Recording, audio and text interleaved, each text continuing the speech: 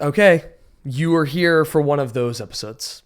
This is, people come up to me all the time on the street and talk to me about the Jerry's Axe episode, and I'm so grateful that that episode exists and that so many people saw it and basked in the glow of that episode. It's one of my favorites we've ever done, maybe my favorite we've ever done, and it was just super special to me. So I'm so glad that so many of you got so much out of that episode. And if you can't tell by the title and who we have on today, this is one of those. Susan Stroman is here. Guys, what in the world? I'm like, I cannot even believe, I don't know where to begin. This is by far the most research I've ever done for a guest because there's so much brilliance in the work she does. Just for reference, I usually do approximately a page to 2 pages worth of just brief research. I have 4 pages of research here that I've been doing over the course of, the last couple weeks, and when I found out we were booking this, first of all, I should mention that she is our, what is this now, fifth dream guest, right? We've had Jerry, Mary, Douglas, Richie.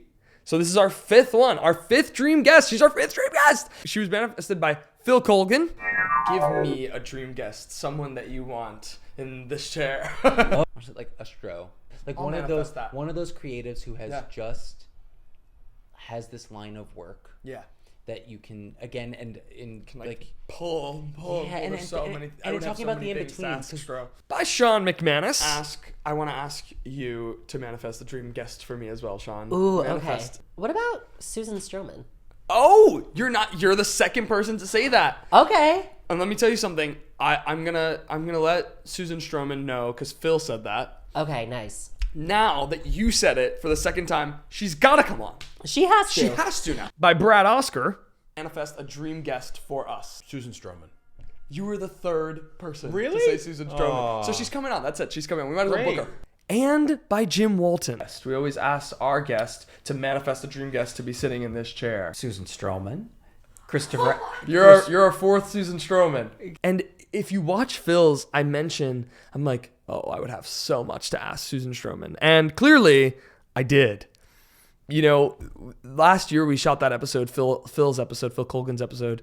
And, it was the first episode we ever shot here. And that was approximately a year ago, maybe even to the day, honestly. And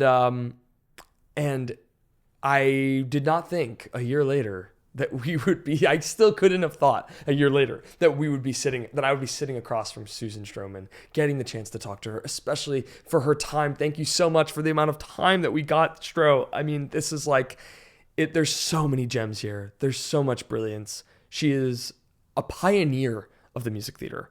She is someone who has helped create some of the fundamental pieces of the art form. She will forever be revered as one of the greatest to ever do the thing. And she's still freaking doing it, man. She's still doing it at an incredibly high level.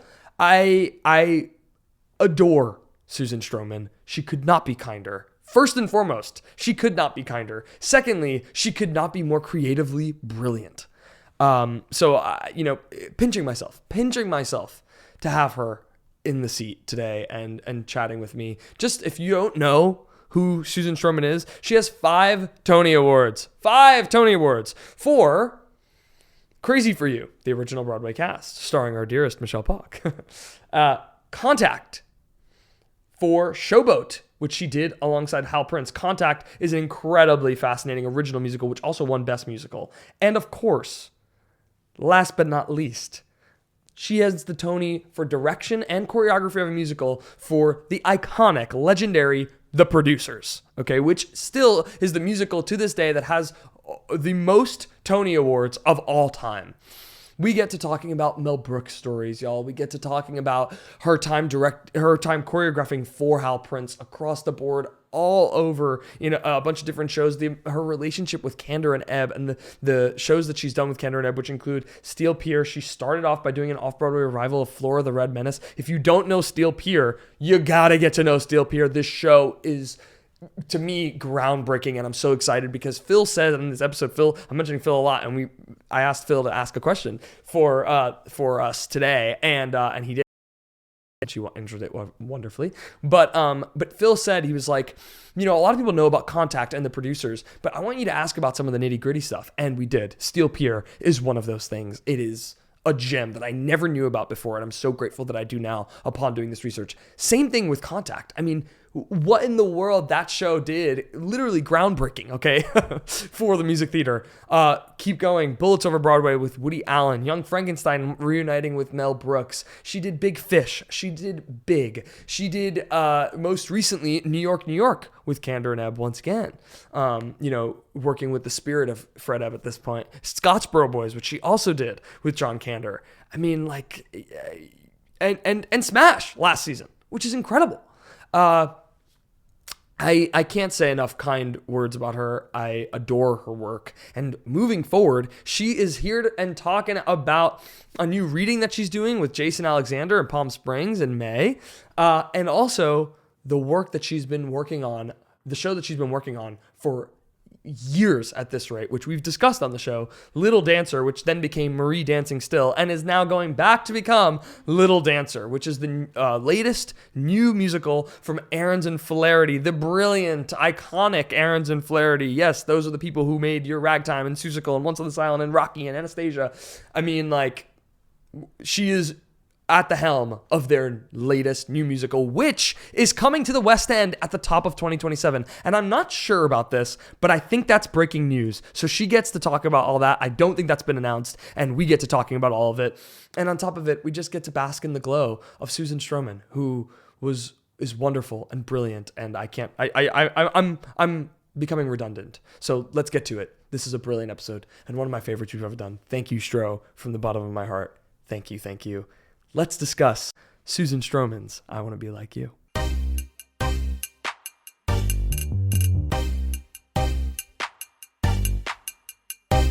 I want to be like you. I want to be like you. I want to be like you. I want to be like you. Welcome to another episode of I Want to Be Like You with Elbi Cespedes. I want to introduce you to someone who needs no introduction, Susan Stroman. I cannot begin to tell you. So I should start by saying the first episode we ever shot in this space, we do a bit where we manifest a dream guest. We have our guest manifest a dream guest. You have been manifested not once, not twice, not 3 times, but 4 times by 4 different guests. Wow. Phil Colgan. Oh, yeah, sure. Brad Oscar. Our friend Sean McManus, who's very viral on TikTok. Yes. And Jim Walton have my all God. Oh. asked for you to come here. So I said, you're no longer a dream guest manifestation. We demanded that you you were here. Well, you don't know, I slipped them $20 to... Oh, okay, that's what it was. That now I understand. Yeah. Now I Yeah. get it. So it feels like such an honor and privilege to have you here and to get the chance to chat with you. And Well, I thank you for having me. I don't know you, but I am so proud of you for what you've accomplished here. I mean, this is a thank you. big deal. Oh, thank I've seen you. a lot of them, and it's wonderful. And you're Oh, fantastic. that's very sweet. So, Thank you. So good on you. Well done. Thanks. This is a true treat. And we start the podcast with the same question every time, and it is, who was your I Want to Be Like You when you were a kid? When I was a kid, of course, I wanted to be Jerome Robbins. Oh. Yeah, not so much his personality. Yes. But I admired and I could recognize his talent, and I could understand what he was doing. So I think that is who I wanted to be like, if that is the question. Yeah. I admired him so, and how he would choreograph, but everybody still stays in character, you know, and he just highlights their character. The choreography makes the character even stronger. So I could recognize that at a very young age. So How did you know who he was? because of movie musicals Yeah. and West Side Story and Right. Fiddler on the Roof and all that. How old were you? I was in high school. Wow. Sure. And but I was introduced at a very young age to movie musicals, and when Fred Astaire and Ginger Rogers came on TV in my household, everything stopped. The tray tables came out, the food on the tray tables, and everybody watched Fred. Right. And so there was an importance put on the idea of movie musicals, and so for me, it it just resonated, that kind of dance and music, and recognizing when Fred Astaire leaps in the air, the entire orchestra leaps in the air. Right. And that is something else I could take in as a very young kid. Right. Yeah.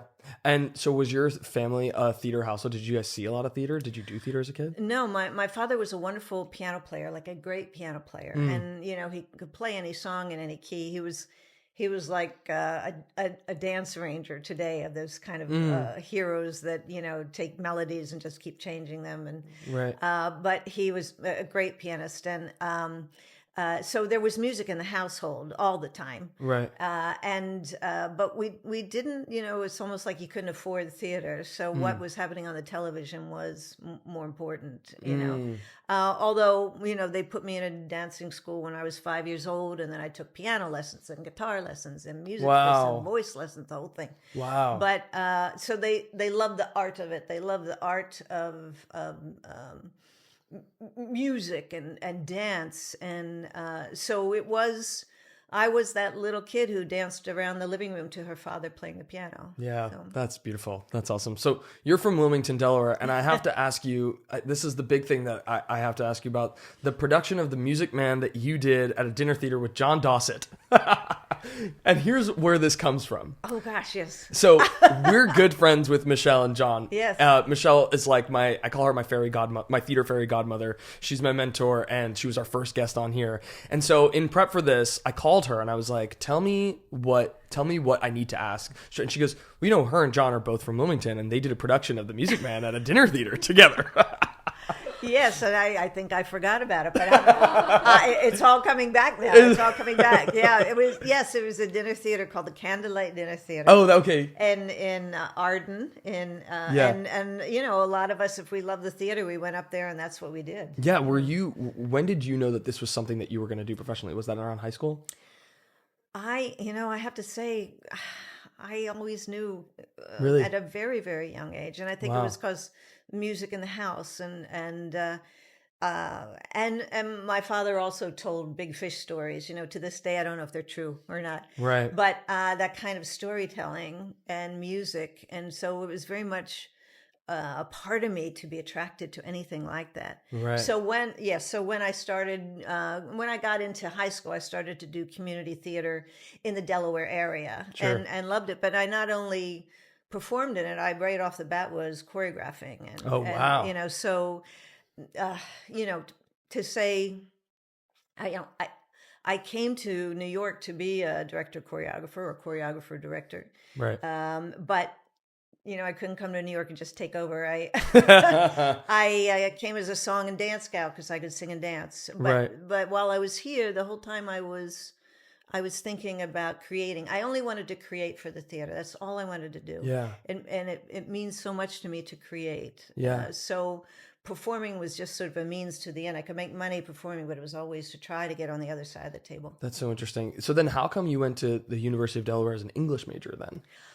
Well, again, it was my father, it was for literature, and my father kept saying how important this would be, and it was. I mean, being an English major was everything. And they had a small theater department. Now they have quite a wonderful theater department. Right. As a matter of fact, I founded a playwriting foundation. I fund a playwriting foundation at the University of Delaware to help, create wonderful playwrights. Right. I'm determined to get a Tony Kushner out of that group.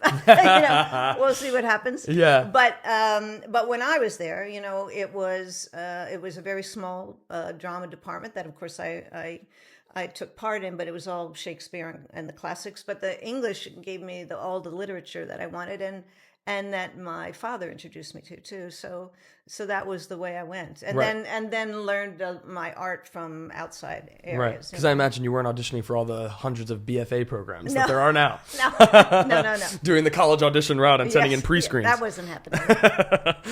So when was it right after college that you moved to New York? Yes, it was. I right after college, I heard about an audition up in New York City, and I really didn't know what I was doing, but I went with a friend, and we came up. I drove my father's car and didn't tell him that I drove to New York. But I went to an audition, and it was for the Goodspeed Opera House.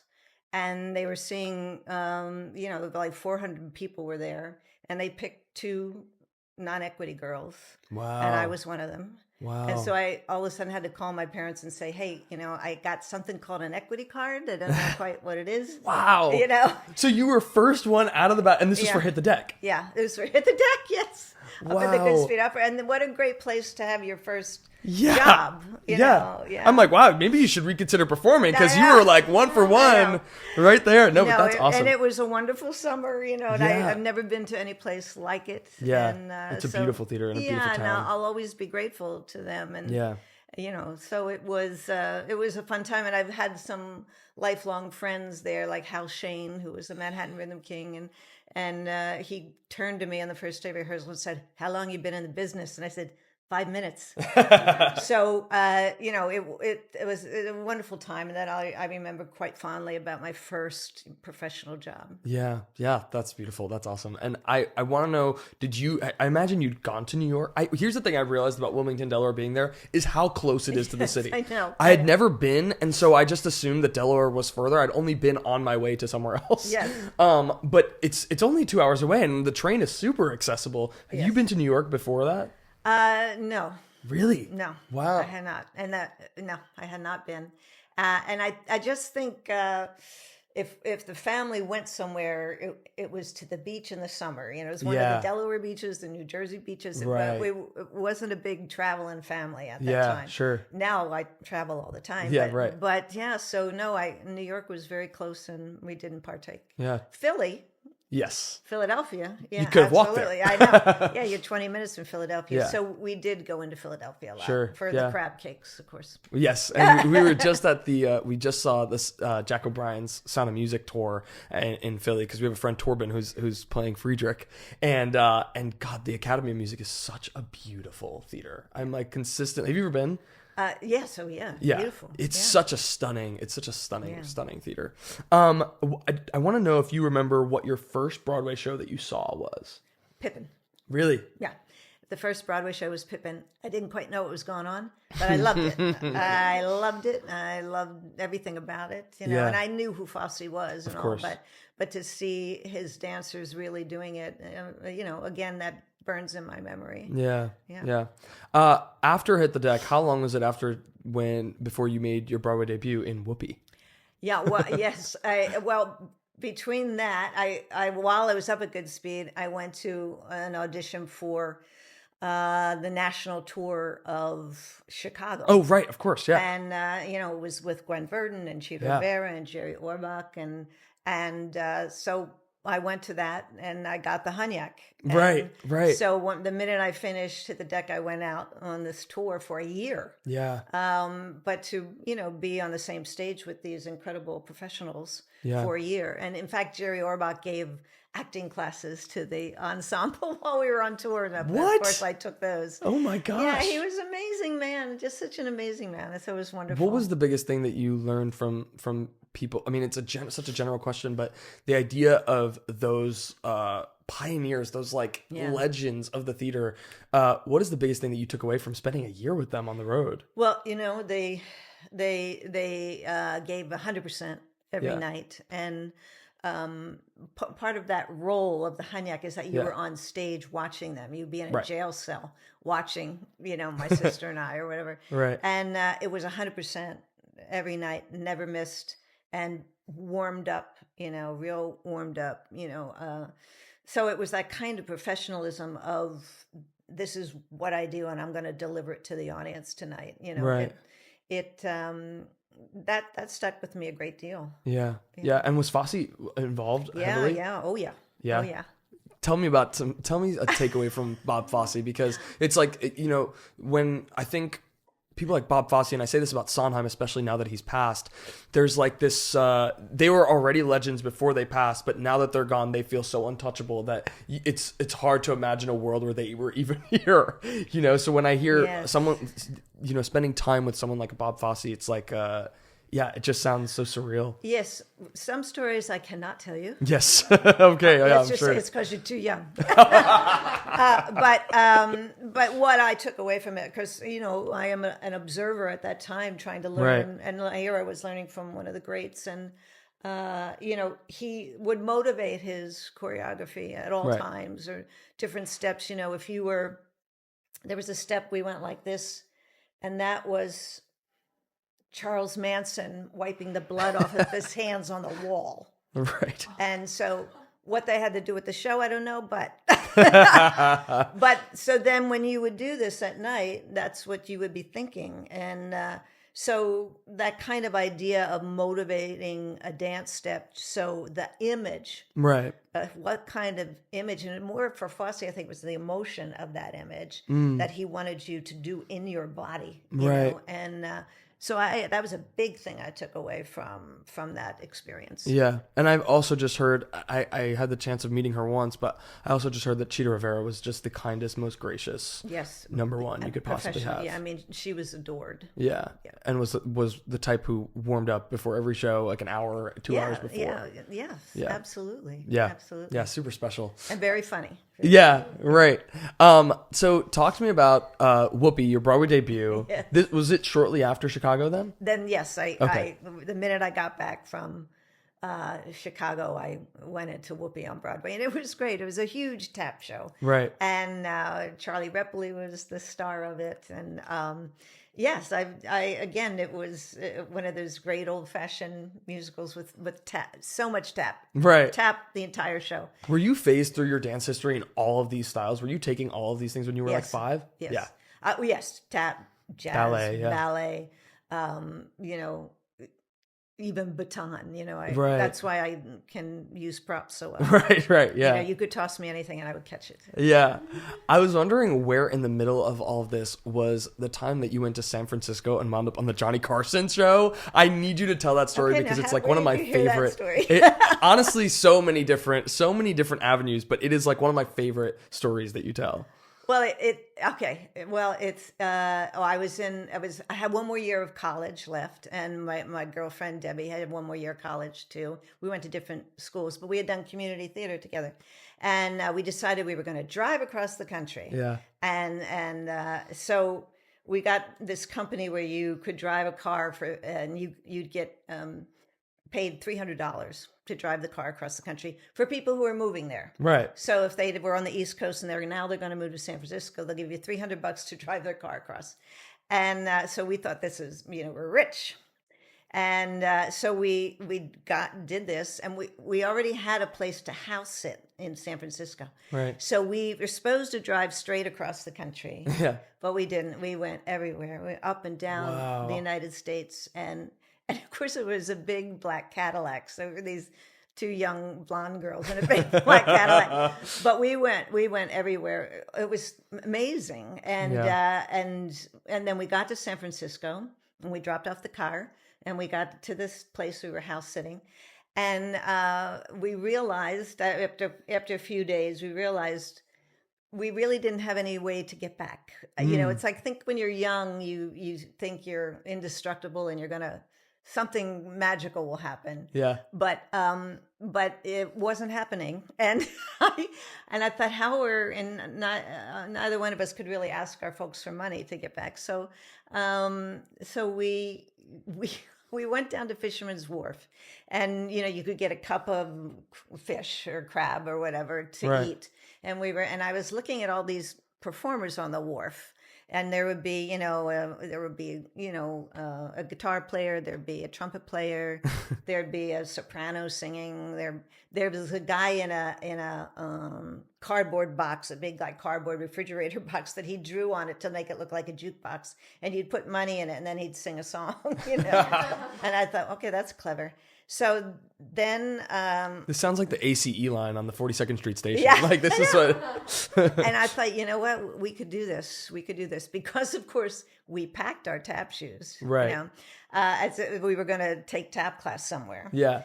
And so I went up to a one-man band who had, he had a banjo, and he had a harmonica, and he had a drum on his back and cymbals. and in between his knees. And and I said, "Hey, how'd you like to have two blondes in front of you tap dancing?" And he was kind of a little out of it. And he said, "Sure." So I went back to the apartment with my friend Debbie, and we, I made up 5 types of numbers or tap dances that could go with any song he could possibly play. Right. And I would just toss out the terminology to her. So we went down there, and because he played a lot of old standards. Great. So he would start to play, and I'd say the terminology to her, and we would be able to do an entire tap dance. Well, we would make like $80 an hour, and we ended up living there all summer, being able to make money and go down when we wanted to go down. But the huge crowds would form, and then someone saw us from the Carson show, and at that time Like a scout. Yeah, and he would plant people in the audience and say, "What's your talent?" And they would say bird whistling, or "What's your talent?" Pig calling, or whatever. Right. And so they set it up that we were planted in the audience, and Doc Severinsen played "Little Brown Jug," the song, and we moved into the aisle, and they had put like Masonite down, and we tap danced to Doc Severinsen, and we won a steak dinner. Hey, Yeah. take it. But it was like, what a magical summer that was to just say, we need $80. Let's go down to the wharf. You were on John Carson. Which could sound bad, but it was good. Yeah, right. Yeah, but it was good. That's incredible. I just thought that was such a great story. Well, yeah, and now when I pass a panhandler, a busker, I always make sure I put money in his guitar case or his trumpet case. But I just realized, so didn't Johnny Carson shoot here? No. Oh, really? I thought that Carson was at 30 Rock for some reason, but so he was in LA. He was in LA. Oh, funny. Yeah. Wild. So let's talk a little bit about Musical Chairs, which was this like short running Broadway show that you were part of, but a show that wound up leading everywhere. Yes, there was a show called Musical Chairs. It lasted 1 week on Broadway, and it was at the Rialto Theater. I'm not sure. That's somewhere where TKS no longer exists. No longer exists. Yeah. And I was in this show with a wonderful actor named Scott Ellis. Yeah. And one day we were outside the theater lamenting on how we both wanted to be on the other side of the table. So it was interesting that we connected right away with that. And Scott had done the Rink on Broadway with Kander Nebb, and I had done the tour of Chicago with Kander Nebb. So I didn't know them as well. They had come to a run through and all, but I was in awe of them. And Scott said, no, he had befriended them, and that what if we went to them and asked them if we could take a show of theirs off Broadway. And, and I can't believe, that we knocked on their door and said, can we take one of your shows off Broadway and redo it? And they said yes. It is amazing. Because we were young and had no experience in their minds, But I think they just loved almost the chutzpah of it. Yeah. And but I tell this to young people now that you should go and ask the question, because the worst thing that can happen is someone says no. Right. But ask the question. That if you want to meet that person or you want to be there in that room or whatever. So anyway, they said yes, and we took a show of theirs called Floor of the Red Menace, and we did it in the form of the WPA Theater. Another friend of Scott's at that time, David Thompson, he rewrote the piece and to make it very small. But we had to find a theater to do it in, but we took it to the Vineyard Theater. Yeah. And, we said to the wonderful Doug Abel, artistic director, said, Kander Nebb said we could have this show. Could we have your theater? And he said, yes. Incredible. It was incredible. And I think, we made about $400 the whole summer. But, it became like this cult hit. Right. And we became best friends with Kander Nebb. And Hal Prince saw it and Liza Minnelli saw it. And, unbelievable. So they all came to see us. So then Scott Ellis and I never went back on stage again. That was it.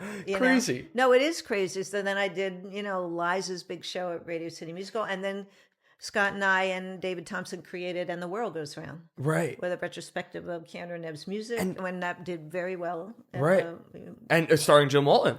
Starring Jimmy Walton, and Karen Ziemba, who yes, right, of course, who's also wonderful in my life. I think it's amazing, and this seems to reflect throughout your career, which is like, and it happens a lot in theater and entertainment industry as a whole, is like this ripple effect of like one thing leads to the next thing, which leads to the next thing, and you could never actually imagine or formulaically work out how this would happen. It's not one of those things where you go to med school and then you move up here and you move up there. This is really a kind of serendipity.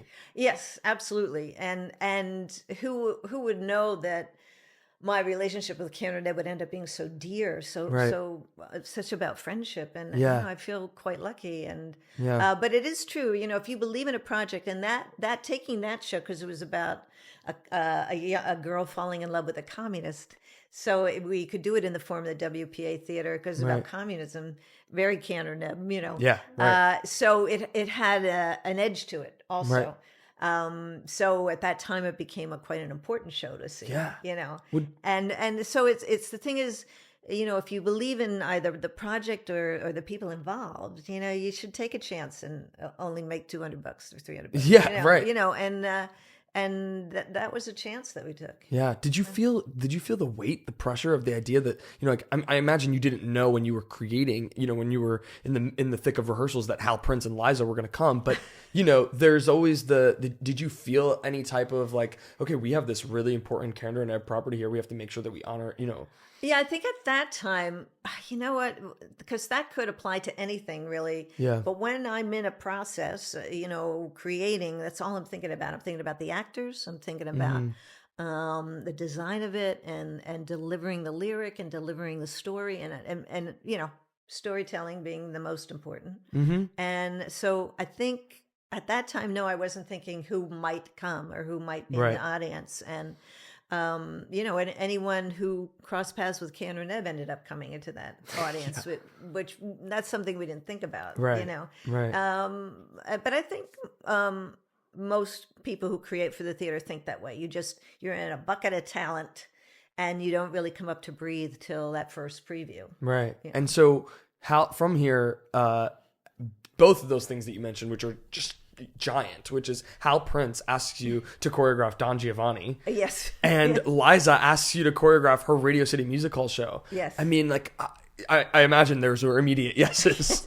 Oh, yes. Well, it was funny that Hal called me on my landline phone, but I didn't think it was Hal. I thought it was a friend of mine making fun with me. And and because he said to Susan Stroman, "This is Hal Prince," and I went, "Yeah. Yeah. Right. Yeah. What do you want?" As if. Yeah. And he said, "This is Hal Prince." And I went, "Fuck yeah." Fuck. He said, "Yes," and then he said, well, I knew he had seen the show then, but I thought someone was playing with me, and and then after Don Giovanni, it was the big giant showboat with Hal, which was wonderful. And then becoming, good friends with Hal. I love Hal. I think about Hal all the time. He's one of those same people that you put up with those like legends of the theater that I same thing. It's like, oh right, there are plenty of people who got the chance to meet him and work with him and be creative with him. Yeah. And you're one of those people. No. I want to know what is the biggest takeaway that you could, or the biggest thing you learned from working with Hal, particularly before Showboat, like when you were younger, being a part of that. Well, I learned so much watching Hal and just the way Hal collaborates, which I learned a lot from Keanu and Ebb too. They really taught me and Scott Ellis how to collaborate, know.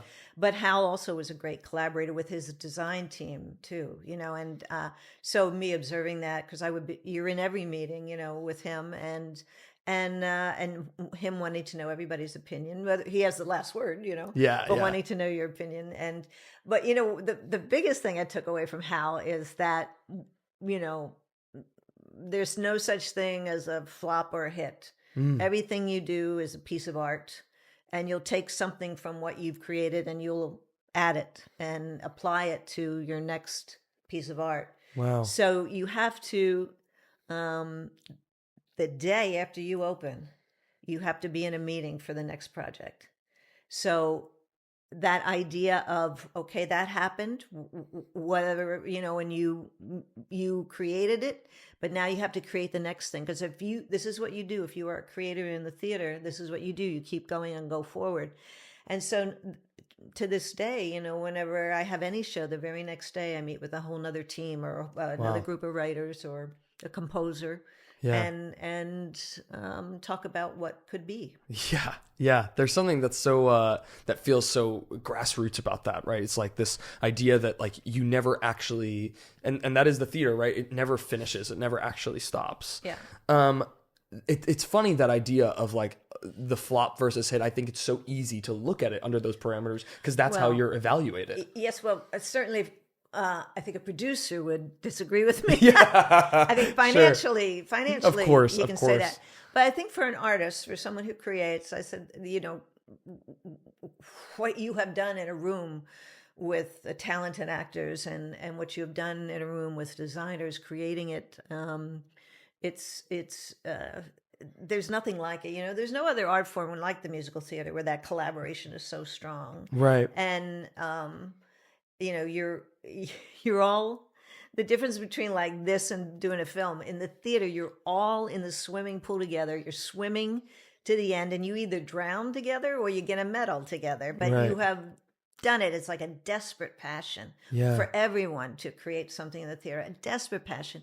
In the film world, it's a little like you have your shooting crew for a couple of weeks, then you never see them again, and you have your editing, and then you never see them again. Colorization, never see them again. The press, so it's not quite as this group of people, driving towards an opening night. There's nothing like it, Right. So, Right.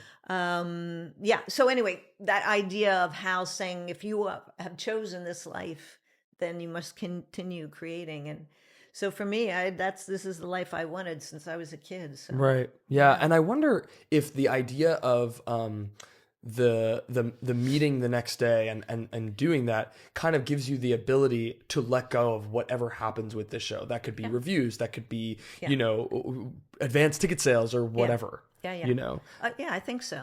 Yeah. I think so. I want to ask you about, because in regards toward musical chairs and what we were discussing, you were also the associate choreographer on musical chairs. Okay. And I want to talk a little bit about the importance of an associate choreographer, because I don't think anyone could possibly realize the work that these people are doing as your right hand. Phil Colgan being one of our guests, who was your associate on New York, who's, he's brilliant. Brilliant. But, talk to me about how crucial they are in that process, in the creative process. Yeah, no, the associate director, associate choreographer, they're very crucial. For me too, it's having somewhere there to bounce ideas off of, or if you get into some situation where you need to go forward here, but could this associate continue with this person who might be having trouble here, or I'm going to continue here, but can you talk to the costume designer saying I need this by this time, Right. But they are usually also artists. They're dancers, actors, singers, so they're going to be on your page of knowing the art of it. Yeah. And a lot of them in my world go on to be the resident director or resident choreographer of a piece For the remainder of its tenure. So now they have known the motivation of every piece of choreography, the motivation of every piece of blocking. So they are able to maintain a show. Right. And the maintenance of a show is so important. It's so important to me. Yeah. A couple of times I've seen a show in its run and it hasn't been maintained well, and it upsets me so much. Yeah. So I think that idea of the associate choreographer and becoming the resident or being there to help just keep the strength of the show going. And in a way, actors love to know that someone's watching them and checking on them, and also they can go and ask them, could you watch this tonight, so they don't have to give notes to each other or whatever. It's an important, very, very important role. Yeah, and serves as this wonderful liaison between the cast and the creative. Yeah. And two, like, you as a director, choreographer, have your brain dipped into all these different facets and so there are times where I just know, working with an associate, I've been like, hey, I can't remember. I don't know. Can you put this together for me? And they will have the answer even sooner than you might. Yeah, absolutely. Yeah. No, it's fantastic. And also, if I have these things for each show called a Bible that has all the blocking and has all the choreography, so you can check something, because a lot of actors will just all move to 0 as the show runs, which I love that they would do that, but it's making sure they know that they're on number 4 or whatever, just to keep the lighting sorted, because there's a lot of else going on besides their performance, right. And so the maintenance of the show is important. So a lot of that is written down too. Right, for sure. Yeah, I don't think I quite understood the work of an associate choreographer until I was in the thick of it and saw what our associate choreographer was doing, and I was like, oh, right, you were so hands-on, so much more hands-on than I even realized, especially beyond opening night. There's a character actor that I love named Jimmy Borstelman, of course, who would be great to be on your show. Of course, yeah. But he would love to have him. We were working on a show together, and I could tell that he was getting towards center. I said, Jimmy, you're supposed to be on number 14. And he said, 14? I didn't know there was a 14. I don't want to call the show. So, but back he went to 14. Right. Oh my gosh. He's brilliant. And he's hysterical too. I know. He's so funny. Yeah, he's awesome. So I want to talk to you about the Radio City show at Liza, because I've heard you say that like you and Liza had shared a similar language or a similar style. How do you mean? Well, Liza was in amazing shape when I got her for that show. I feel quite blessed. And she was dancing up a storm, and her vocal was unbelievable. And she was just in great shape. But she was, I learned from her too. She's very collaborative, but also unbelievably musical. And her musicality is spectacular. Right. And to watch her work with the arrangers and about what she needed to support her vocal or the dance. Right. But dancing with her, looking at her while we danced, and it was very powerful. Right. But that kind of, she has that in her, that MGM style and of in her movement blood. And dance in her blood. Yes, she does. So because of the nature of this big show at Radio City, it was very much, of course, something I was so attracted to doing, but came very naturally to me.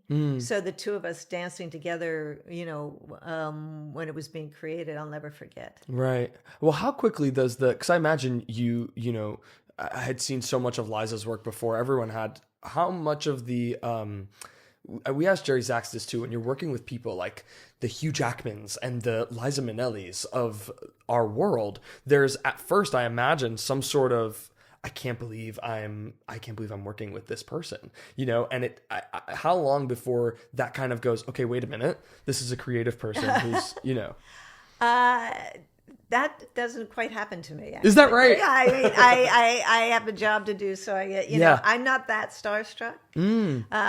The only time I was really starstruck when I plopped down next to Tom Stoppard at the Tony Awards, and I thought, oh, what are we going to talk about? I just thought, I have to watch everything I say. Right. But I was quite starstruck there. Right. But whoever I'm in front of, it's a collaborative process, and it's about making them look as great as they can possibly look. So also part of working with actors is understanding them as fast as you can. Yeah. Some actors are very fast. Some actors are not so fast. Right. But you want to respect their process. Right. So you have to get on board with what that process is really quickly so you can get on with it. Yeah. But because of different processes, you even kind of manipulate rehearsal. So you're giving full attention to whoever needs what. Right. So it's trying to recognize that right away. Right. Yeah, for sure. So I want to ask you about, and it's so funny because it's so true. I am the type who I'm just such a big appreciator for all of the work that, that you guys do. And so upon first meeting, there's there's such an allure, and I've done all this research. And so I have this vision of a person, and then meeting you, there's like a whole nother, there's just something to say, hey, I really appreciate your work, and I can't believe I'm talking to you, and then when we sit down and do the thing, I'm just happy to talk about the creative process, so there's something super interesting about that. Let's talk about Crazy for You, because I don't think I quite realized the sensation that it was until we spoke to Michelle about it. And talk to me about how you got involved with it first. Yes. A lot of times, I think directors don't quite even know how to know if that's the right choreographer for you, unless that choreographer has something on or running, or now today a choreographer can hand somebody a reel or something. Yes, but in the old days, for choreographers to even get started, but I was very, very lucky that I had And the World Goes Round running, and I had Liza at Radio City Music Hall. So when Mike Ockrent, the director, and Roger Horchow, and the producer, and Ken Ludwig, the writer, were looking for a choreographer, I had those two shows. So it was the comedy of And the World Goes Round, and then the extravaganza of Liza at Radio City that made them think she might be the right gal for Crazy for You. Yeah. And so I was very lucky that those two shows were on, because the combination of those two shows are Crazy for You in a way. Yeah.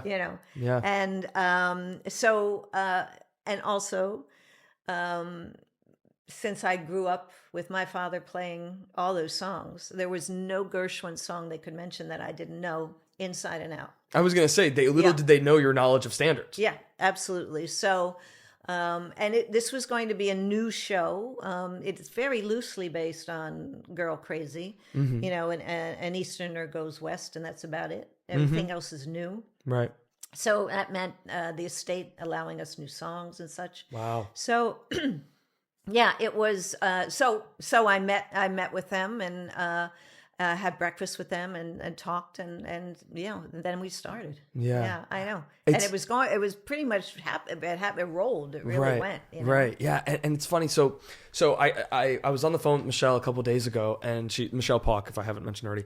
And she had told me, she was like, I'll never forget the day that we walked into the studio and saw I Got Rhythm for the first time, because she said that she watched it and thought to herself, oh my gosh, I think this is a hit. She's like, this is a hit. And so she wanted to know, what was the moment that you knew that?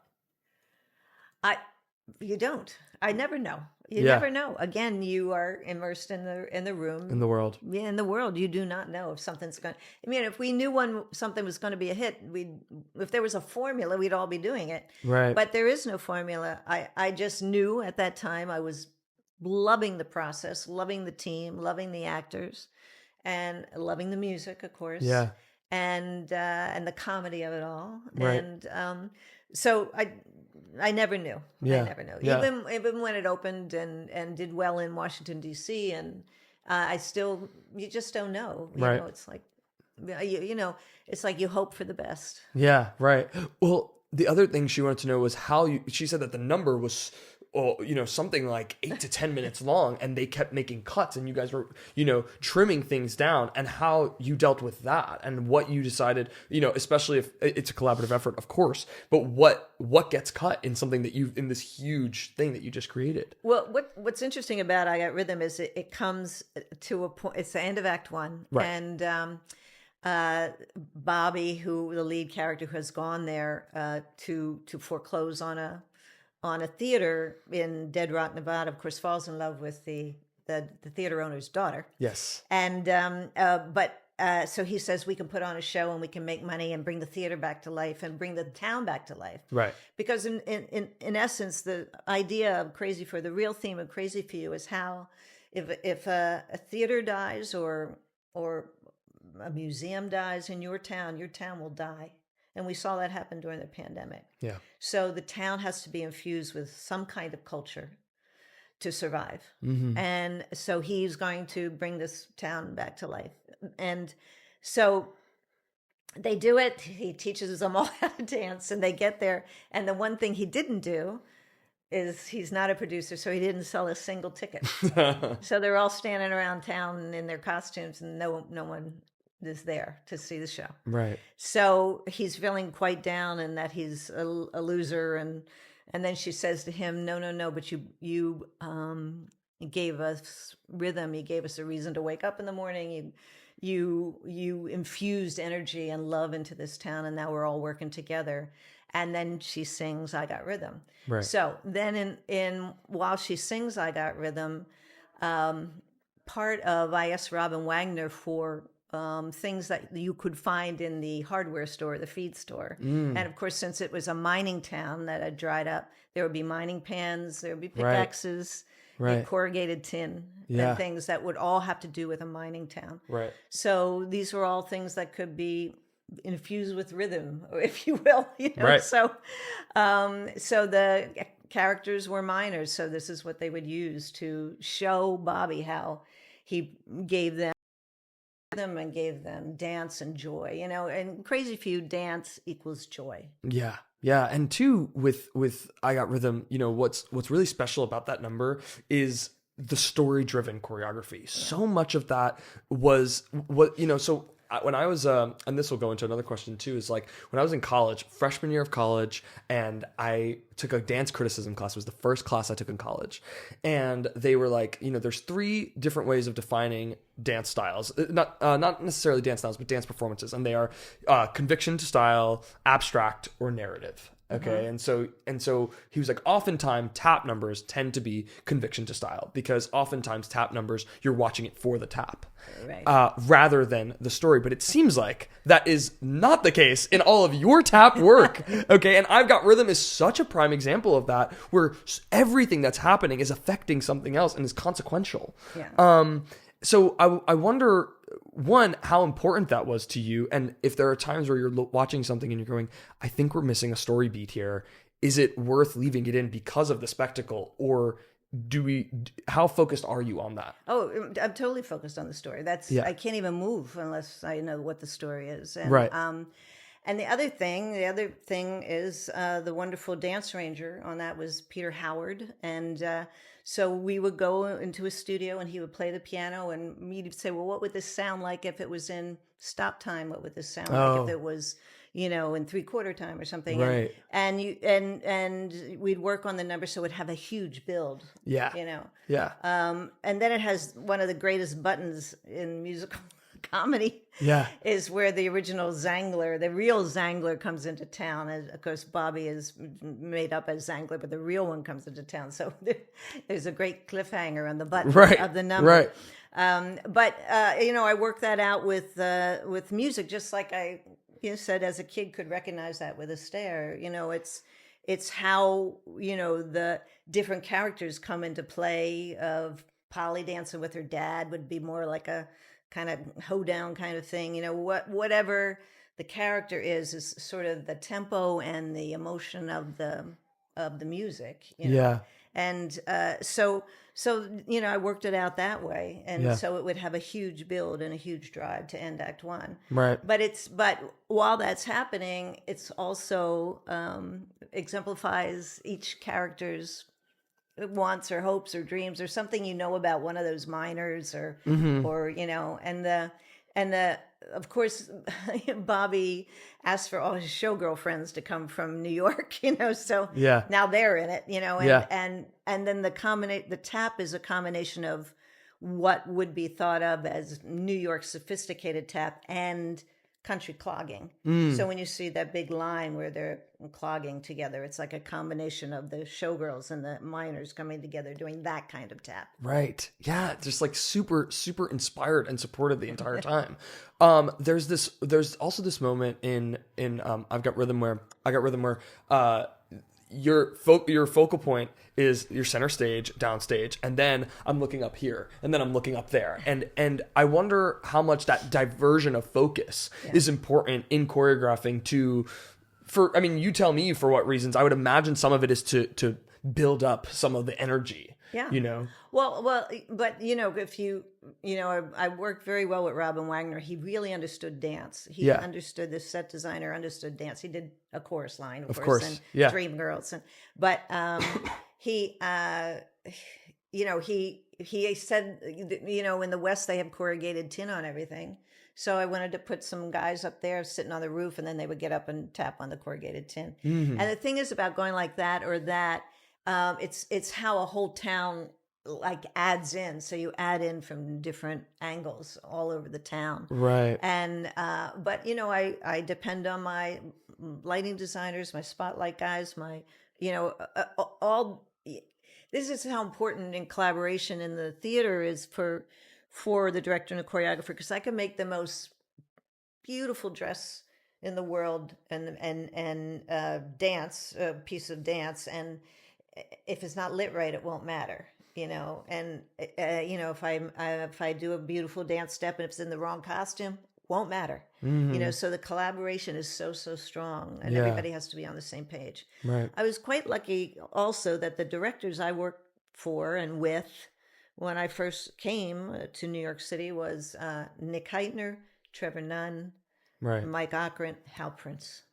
So that is what I observed. Right. Right. And, Soaking that in. So I was very fortunate. Yeah. The last thing I want to ask about Crazy for You was this was an absolute hit, right? This was a show that like right out of the bat felt like exactly what New York needed and wanted in the middle of this, like in the middle of the 90s, which seemed to be like one of the most exciting times in all of Broadway history were the 90s. But what I wanted to ask you about this is because you guys were reviewed so positively and whatnot, did you and do you still read reviews, and do you find that to be helpful or not? Well, no, I don't read them because it's over for me now by that time. I think reviews are more for audiences to, am I going to go buy a ticket to the show or something, Right. So, and the thing is, bad reviews can be unbelievably heartbreaking, and good reviews are never good enough. You read a good review and they think, well, why didn't he talk about that number? Or why didn't he talk about that actor? That's true. Yeah. So it's like, it's a one person's opinion of that. So, and I, to this day, don't read anybody else's reviews either. Interesting. Yeah. Yeah, that's super interesting. Do you have people like, I know a lot of people like to bring in friends and people they trust to come in and get secondary opinions? Oh, yeah, sure. No, I have a circle of friends that come in. That you trust. Yeah, Scott Ellis. Yeah, Yeah, right. Yeah, Yeah, totally. And the thing about too that we talked about with the flop versus hit idea, and kind of using that as a forgetting about it, for lack of a better word. Yeah. And in the same breath, what it does mean to a director choreographer, especially a budding director choreographer, is sometimes it defines your future in a way that it can feel, I imagine, overwhelming, right? Like when we talk about Flora or things like that earlier in your career, how much whether or not you were a flop was going to determine the circumstances of what you would work on again. I think so. So like Flora Reminisce was a fantastic time, already, and yeah. it didn't really matter because then it's about the people that I worked with or the people that I went on to work with. You think of your career as a stepping stone, and each show you're balancing on a rock to help you get to the next one, and what you learn to balance on that rock, and so it's I really believe in what Hal says because I love what I do so much. I love it, and I love the collaboration, and I love working with actors and designers, and having a room full of respect with different types of artists. There's nothing like it. And so you just have to keep going and keep creating. Yeah. Speaking of Hal, I want to discuss Showboat for the sheer fact that, like, well, first of all, I should ask you, Showboat is like, at least in school, like now, Showboat is just up there with Oklahoma, right? Yeah, it is like the musical that created musical theater. Yeah. Did you know that at the time? Did you know Showboat at the time? Sure, I knew of it, and Right. I knew the movie of it, Yeah. but I didn't when Hal asked me to do it. But Hal was amazing because Hal said this Showboat has to have more choreography than any Showboat that's ever been done. And I said, okay, and listen, that was huge. We'll never see another show that big. I had like 75 people on stage. Oh, I did not even realize Yeah, that. and it was big and beautiful and luscious and what's interesting, Hal doesn't do revivals. So at first I thought, why is he doing this? And he just thought it was the most important musical of all because it had not only joyous, moments in it, but it had a dark side to it. Yeah. Miscegenation scene. It had, talked about family, but it talked about addiction, and it went through like 25 years of America. Right. And and that style of music changed during that time too. Right. I had a wonderful dance arranger on that, David Crane, who would tap into the right kind of what was happening in society at the time, and we would arrange the music for it. It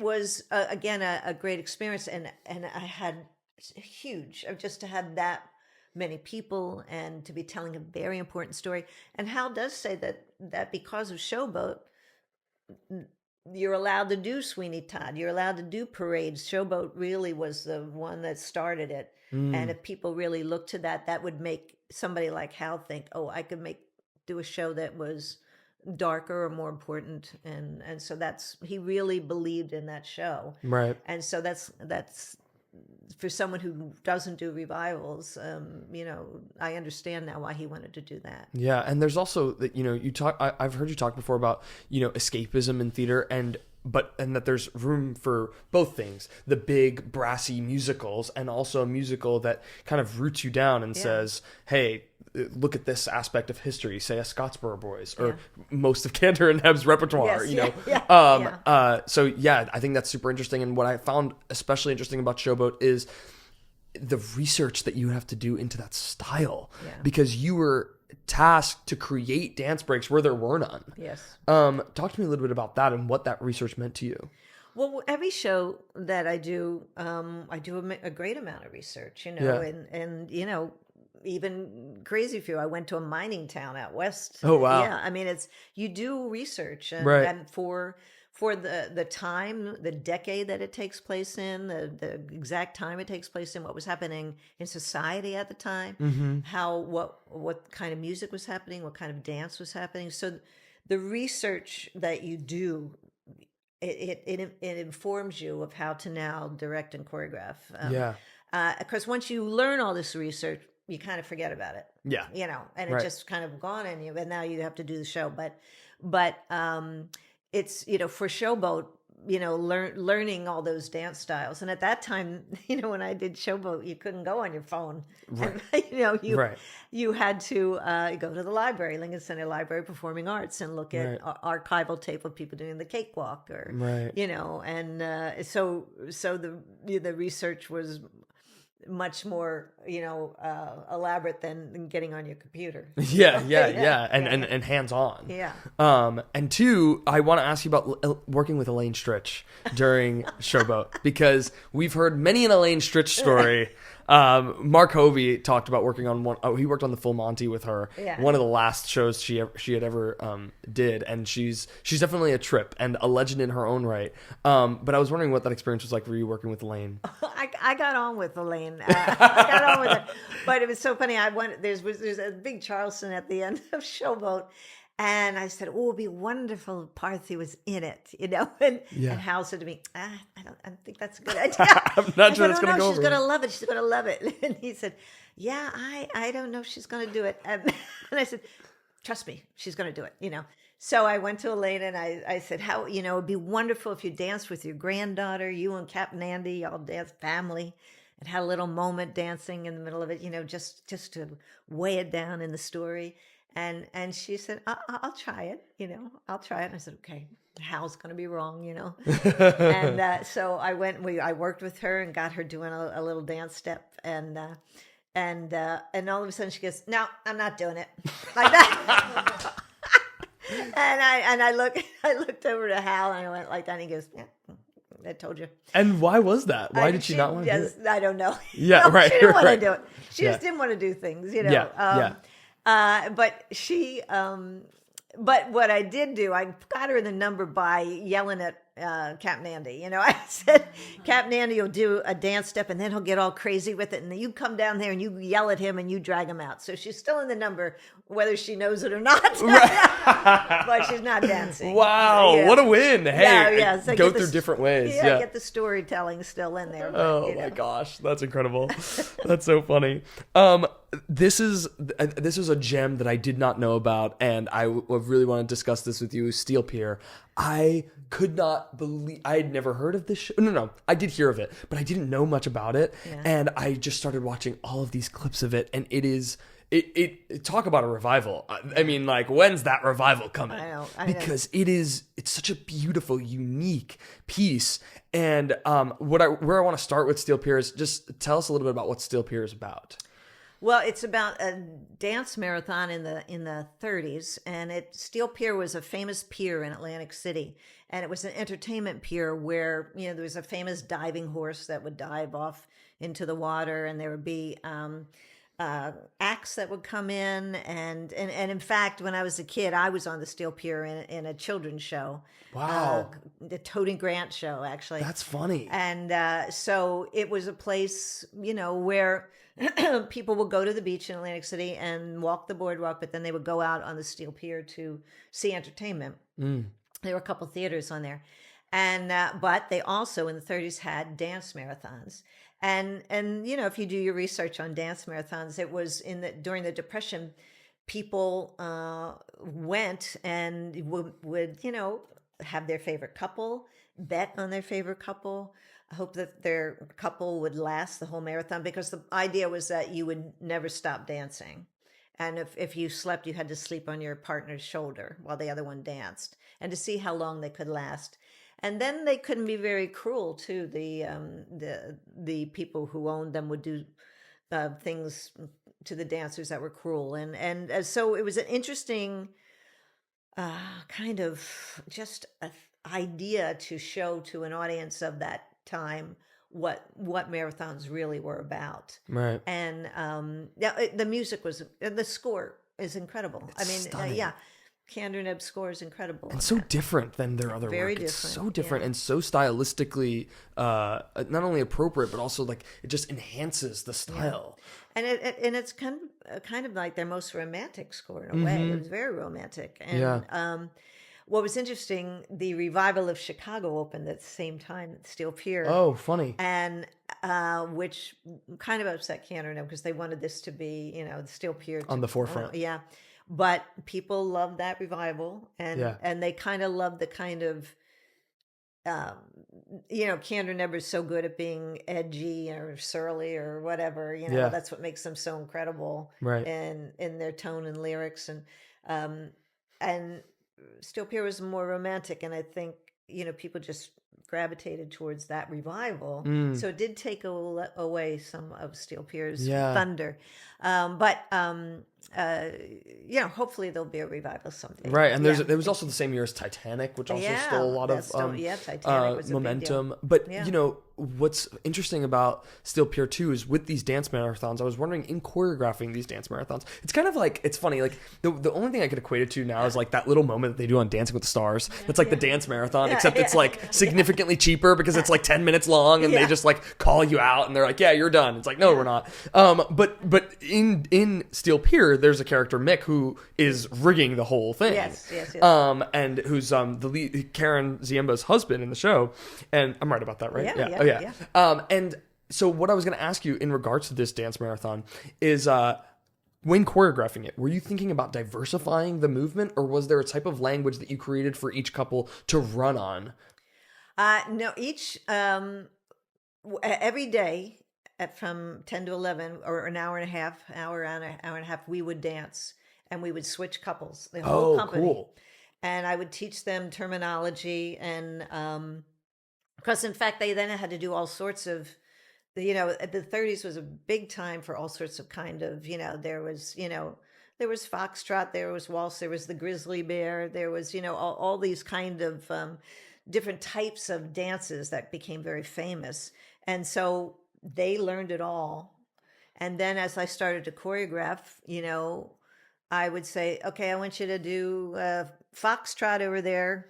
for 2 counts of 8 and then add a corkscrew at the end. And then I could go over and do this. And then, so everybody would understand what the dance was. So then it could be choreographed to look real. Mm-hmm. It would look like, because in the end, it had to look like the men were always leading the women, that the women didn't know what they were doing. Yes. So the lead had to be strong. And also the way you lead in partnering. You could have the greatest dancer in the world, but if she doesn't know or he doesn't know how to lead, it doesn't work, so they had to be taught that also. And I had a wonderful associate, Chris Peterson, who understood ballroom, and I had taken a lot of ballroom dancing. Right. So, so it was something that the entire company had to be taught. Yeah, and also the fact that they were all doing it simultaneously. Yeah. You know what I mean? And then too, with that song Second Chance, how they're foxtrotting in the middle of the number, and then there's interwoven dialogue within the piece. It's like it was just like breaking my brain to figure out how, but that's the epitome of working in tandem. It's having the writer right with you and the lyricist right with you. Everybody's together to make it look like he's just foxtrotting with her, and he happens to sing these lyrics, and then her doing the dialogue. Yeah, fascinating. And I like you mentioned this on your website, where it's like Second Chance is such a big song in getting second chances is such a big song theme in Steel Pier, and let's hope that Steel Pier gets a second chance. Let's hope. Let's hope indeed. And so I want to talk to you about the Oklahoma revival. It is the one. People refer to it as, it's kind of like your Music Man revival and the Showboat revival. It is the revival, and kind of like the productions that become synonymous with the show. Yeah. The first version of Oklahoma I watched was that version, the Hugh Jackman version, right? So talk to me a little bit about your same thing as Showboat, like your relationship to the piece that created musical theater, Oklahoma, the modern musical theater. Yeah, well, yes, Trevor Nunn was in town, and he called to say he wanted to meet with me. And I thought, it's going to be about some new kind of inventive thing that he does. Les Mis. Yeah, like something. And then we sat down to breakfast, and he went, Oklahoma. And I would say, what? And he said, Oklahoma. And then he went on to say, no, I'm going back to the play, Green Grow the Lilacs. I'm going to, it's going to be a darker Oklahoma. It's going to be based on reality, based on fighting for territory, based on what it was like at the turn of the century in America. And then he just, the way Trevor talks to you, I'm in. But I had to say to him, you have to, with the estate now, make sure that my dance arrangements are my dance arrangements. I wouldn't want to choreograph to someone else's arrangements. So he, at that time, no arrangements had ever been changed. So he went to the Rodgers and Hammerstein estate and said, she would be redoing all the choreography. So it needs to be a new arrangement, new music. And and that was wonderful. David Crane did the dance arrangements for that. So they agreed to that, but they were watching, they were like watching closely. But of course we did it at the National Theatre in London, and, and it went very well. But because of this new way Trevor wanted to do it, the women had dirt on their prairie skirts, nothing was pink. Everybody was real, and it was fight oriented. So the choreography was even fight oriented, fighting for territory. So, there was no way I could do anything but new work, new choreography, and that meant new arrangements. So, but the estate came on board, and it's marvelous because we can put things like What a Beautiful Morning in the Dream Ballet, and things that are not usually there, and at that point, an audience doesn't want to, if you are investing in these characters, you don't want to see a new Dream Laurie and a Dream Curly and in a contemporary world, So I wanted the Curly and the Laurie to be in the ballet. Right. She falls asleep and she dreams of the Curly we just spent an hour and a half with, So I was very lucky that Hugh Jackman and Josefina Gabriel could dance. Yeah. And so they are in the Dream Ballet, and that was a first for them. And there's something about that idea that I guess is a little bit the idea of having different dream is a testament to its time, because in the 40s, that is, because seeing Hugh Jackman, who's been playing the Curly the whole time, seeing him die at the end of that moment feels that much more real. Yeah. Because we just watched this person and we just watched the bad guy actually win, theoretically speaking. Yeah. So yeah, I think that's fascinating, and I imagine the having a different arrangements made it so that you weren't necessarily worried about stomping on the toes of Agnes DeMille. No, of course. And you know, even like they talk about the box social all night, but it's never really in the ballet. So, you know, we put, you know, she's going to the box social with Hugh Jackman, and they do what would you would see at a box social, you know, so everything is embedded in the story. Right. You know, she dreams of a cut glass bowl, and she dreams of buckles on her shoes. So that's part of the ballet. So I take it from the text, you know, about what would now be in the ballet. Right. You know, right. so. Yeah. I want to talk to you about Contact. I knew about Contact beforehand only because of the idea. I knew about it through Illinois, funny enough, because when Illinois came to Broadway, everyone was saying, oh, this is like Contact. It's a dance play. And that's what led me to research Contact. And now that I've researched it so much more deeply, it's like one of those shows that when they ask if you could go back in time and see a show, I would probably say Contact, because it's so creative and so inventive and so different. Tell the famous story of how Contact came to you. Well, it is, you know, the way shows come to you to create. Either someone hands you a novel or a screenplay, or you know, that someone wants you to do a revival or something. But or you know, or you sit around and just toss around ideas with creatives that you love. But I was in a club around 1:00 in the morning down on Hudson and Hubert. And everybody was dancing, but they were kind of swing dancing.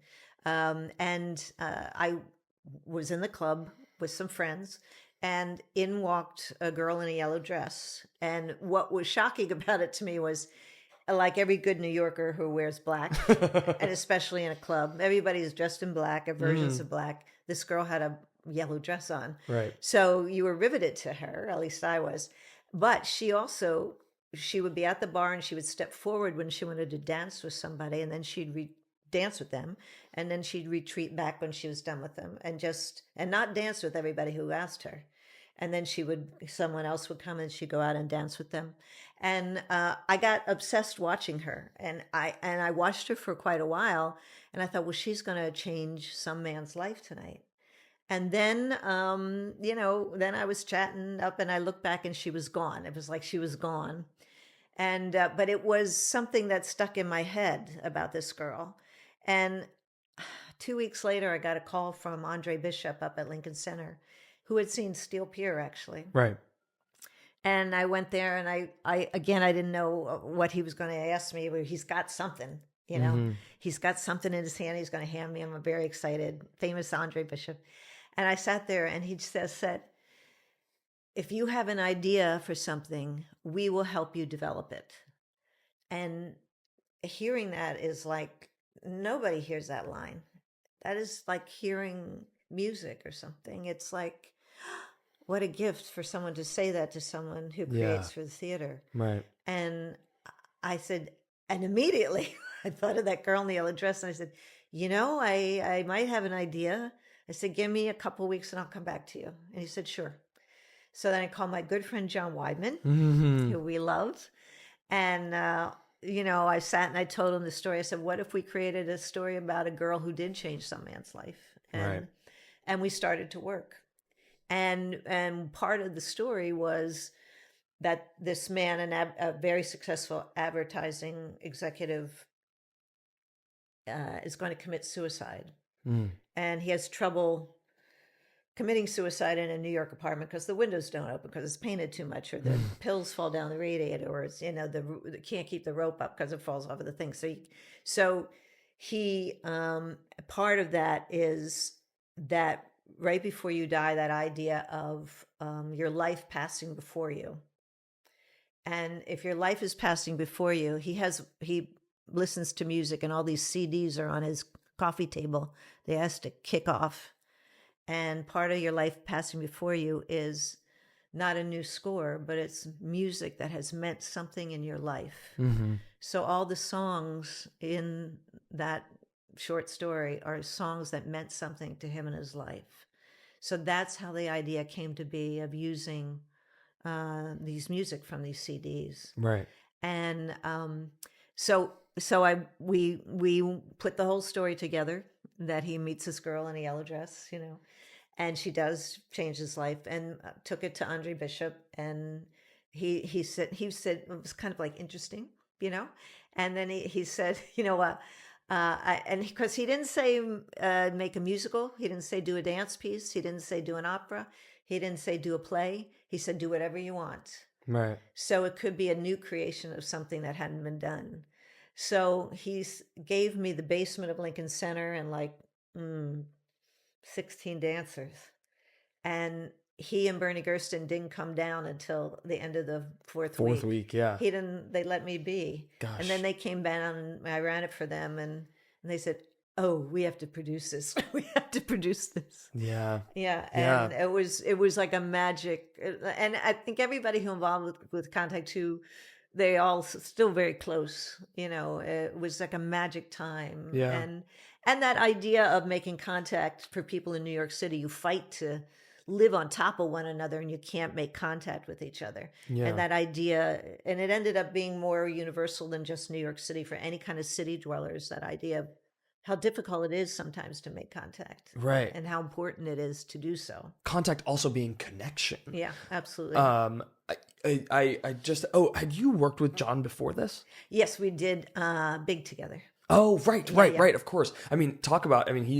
He's brilliant. Yeah. And he's, for those who don't know, John Weidman, or if you get, he did the books to what Sondheim deems like his American musicals, Assassins and Roadshow and Pacific Overtures. Yeah. Right. Yeah. And he's a genius. He is. He really and is. He's so funny. He's funny all the time. And I adore him. Well, the thing about it too was that I guess you could call it controversy within Contact was the idea that what you guys were doing was so risky and so unheard of and unprecedented that when in a musical, when you can't talk anymore, you sing. But in this musical, when you can't talk anymore, you dance. Yeah. And something about that was, I guess the city found it to be so different that you guys winning Best Musical was deemed something that needed to be changed within the Tony Awards. Yeah. What a bizarre concept. Yeah. I think people loved it and connected with it when they saw it, so they wanted it to do well. Right. But you have to be put in these categories sometimes. Right. And sometimes getting shoved in a category can stifle your creation, Right. So I thought it was quite wonderful that it did what it did. That people still loved it. Right. Because beyond that one story that you guys had, you developed 2 other stories for Act 1. Yeah. Was that the case at the Mitzi Newhouse as well as on Broadway? Yes, because Andre and Bernie both said it's a little short. Could you expand it? And John and I thought, no, it's like perfect storytelling, this length. Yeah. It seemed almost it would ruin it if it went somewhere else. And then they said, well, could you get a first act or another short story? And I said, yeah, my head is filled with short stories. I can come up with some other short stories. So John and I sat down and did 2 other short stories that would precede it. Right. Still about making contact. The first one is about 3 people who have no trouble making contact whatsoever, as based on a painting, a Fragonard painting called The Girl on the Swing. The second short story was about a woman in a relationship in the 50s with an abusive husband. And so there she is in a relationship, but can't make contact with him. He won't let her speak. Right. He won't let her move. And then the third one, of course, is about a man, if he doesn't make contact that night, he will die. So 3 different versions of contact. And so or lack thereof. It became a whole Right. piece. There's. I just think that this is such an interesting thing. If you could go watch the videos of Contact on YouTube, they're astounding. And there's this one little blurb that I read from the New York Times that I thought was so interesting, and it said it's the most potent antidepressant available in New York, which I thought was such a cool way of describing it, and right, hit the nail right on the head, because it is exactly that. It's such a joy to watch and so fascinating, and yeah. And William Ivy Long, I think, made 13 yellow dresses to get it right. Oh my gosh! Wow! At the basement of Lincoln Center, there were 13 yellow, because every gosh. dress, you had to make sure it didn't slip when she was lifted. You had to make sure it spun when she moved. You had to make sure everything stayed in. Yeah. And then it had to be the yellow of a traffic light yellow, a cautionary yellow. Yeah. It had to be that kind of yellow. It had to be a perfect yellow. So, I mean, that's something else I remember about him really cracking that yellow dress. Yeah. To be the perfect yellow dress. Right. It was just super important. I wonder if this woman who is in this swing club, if she could ever have any idea as to, that she's. I thought for sure. Because, for 3 years, Deborah Yates was flying on the city buses, flying across the city buses. And she was everywhere. A picture of the yellow dress was everywhere in New York City for such a long time. And I thought for sure this girl would put it together. Right. If she was reading, well, who knows? If she read it, how it came to be, because I did tell the story. Over and over again. But she never showed up. She disappeared like Brigadoon. Never. And so did the club. And so did the club. The club was ripped down. I know. Crazy. The club was ripped down. That's insane. I know. Yeah. I actually went. They were filming a version of Sex and the City down there, knowing that they only had this club there for another week or two, and then it was going to get ripped down. So I went down to see it. Oh, funny. This was before you guys opened, even? Yeah. How funny. I know, before we That's opened. wild. That's wild. I heard an interview once with you where you said this, and this was during Contact, where you said, I think what people want is a new experience in the theater. And albeit maybe a silly question, do you still think that rings true in a world where jukebox musicals and musicals based on movies, albeit creative and wonderful and beautiful, are the dominant genre of the musical theater now, and the original musical feels fewer and further between? This particular time is an odd time to ask that question, because now we're seeing revival after revival after revival, and it's just a time financially for producers and investors to take a chance sometimes on something new, and they feel like an audience might come if they know it from a movie or something. So it is an odd time right now. But I saw Cats the other night. It's did you? Spectacular, Really? It's just so new and rich and inventive and important. And now, of course, that is a revival, but it's such a beautiful new work, and talk about taking a chance at it. It's really taking a chance. So they all, kudos, big applause to all of them involved in that. But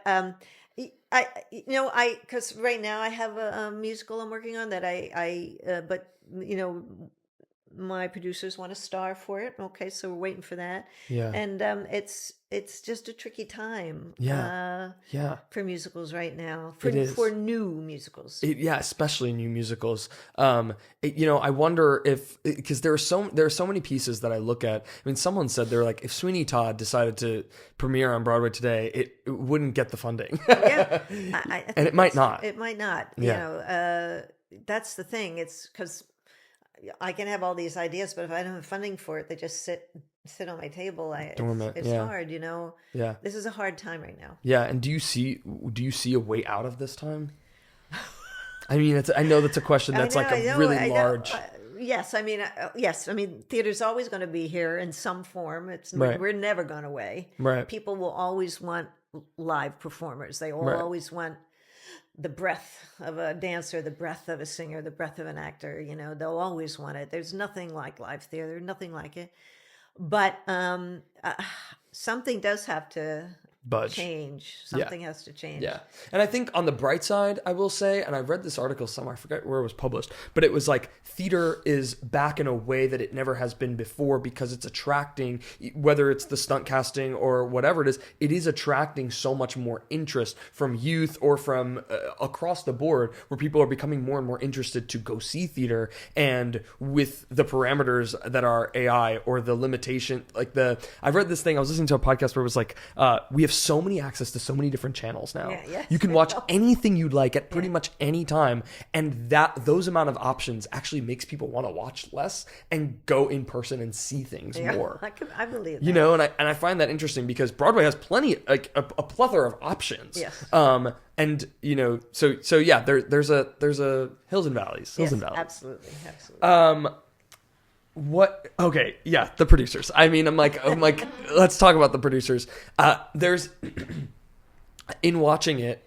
Well, you know what? I want to start here. We just watched the Mel Brooks documentary, which is just. Have you seen it? Yeah, have you watched the whole thing yet? Yeah. Well, you're in it. Yeah. But and I didn't realize that, and we had you on already, and we were watching it for our own. And I was like, and I was like, to explain to you the parameters, or to my dad, the parameters of who we're having on the podcast. I was like, that's her. You see this? We've just been watching this for fun. She's coming on the pod. But.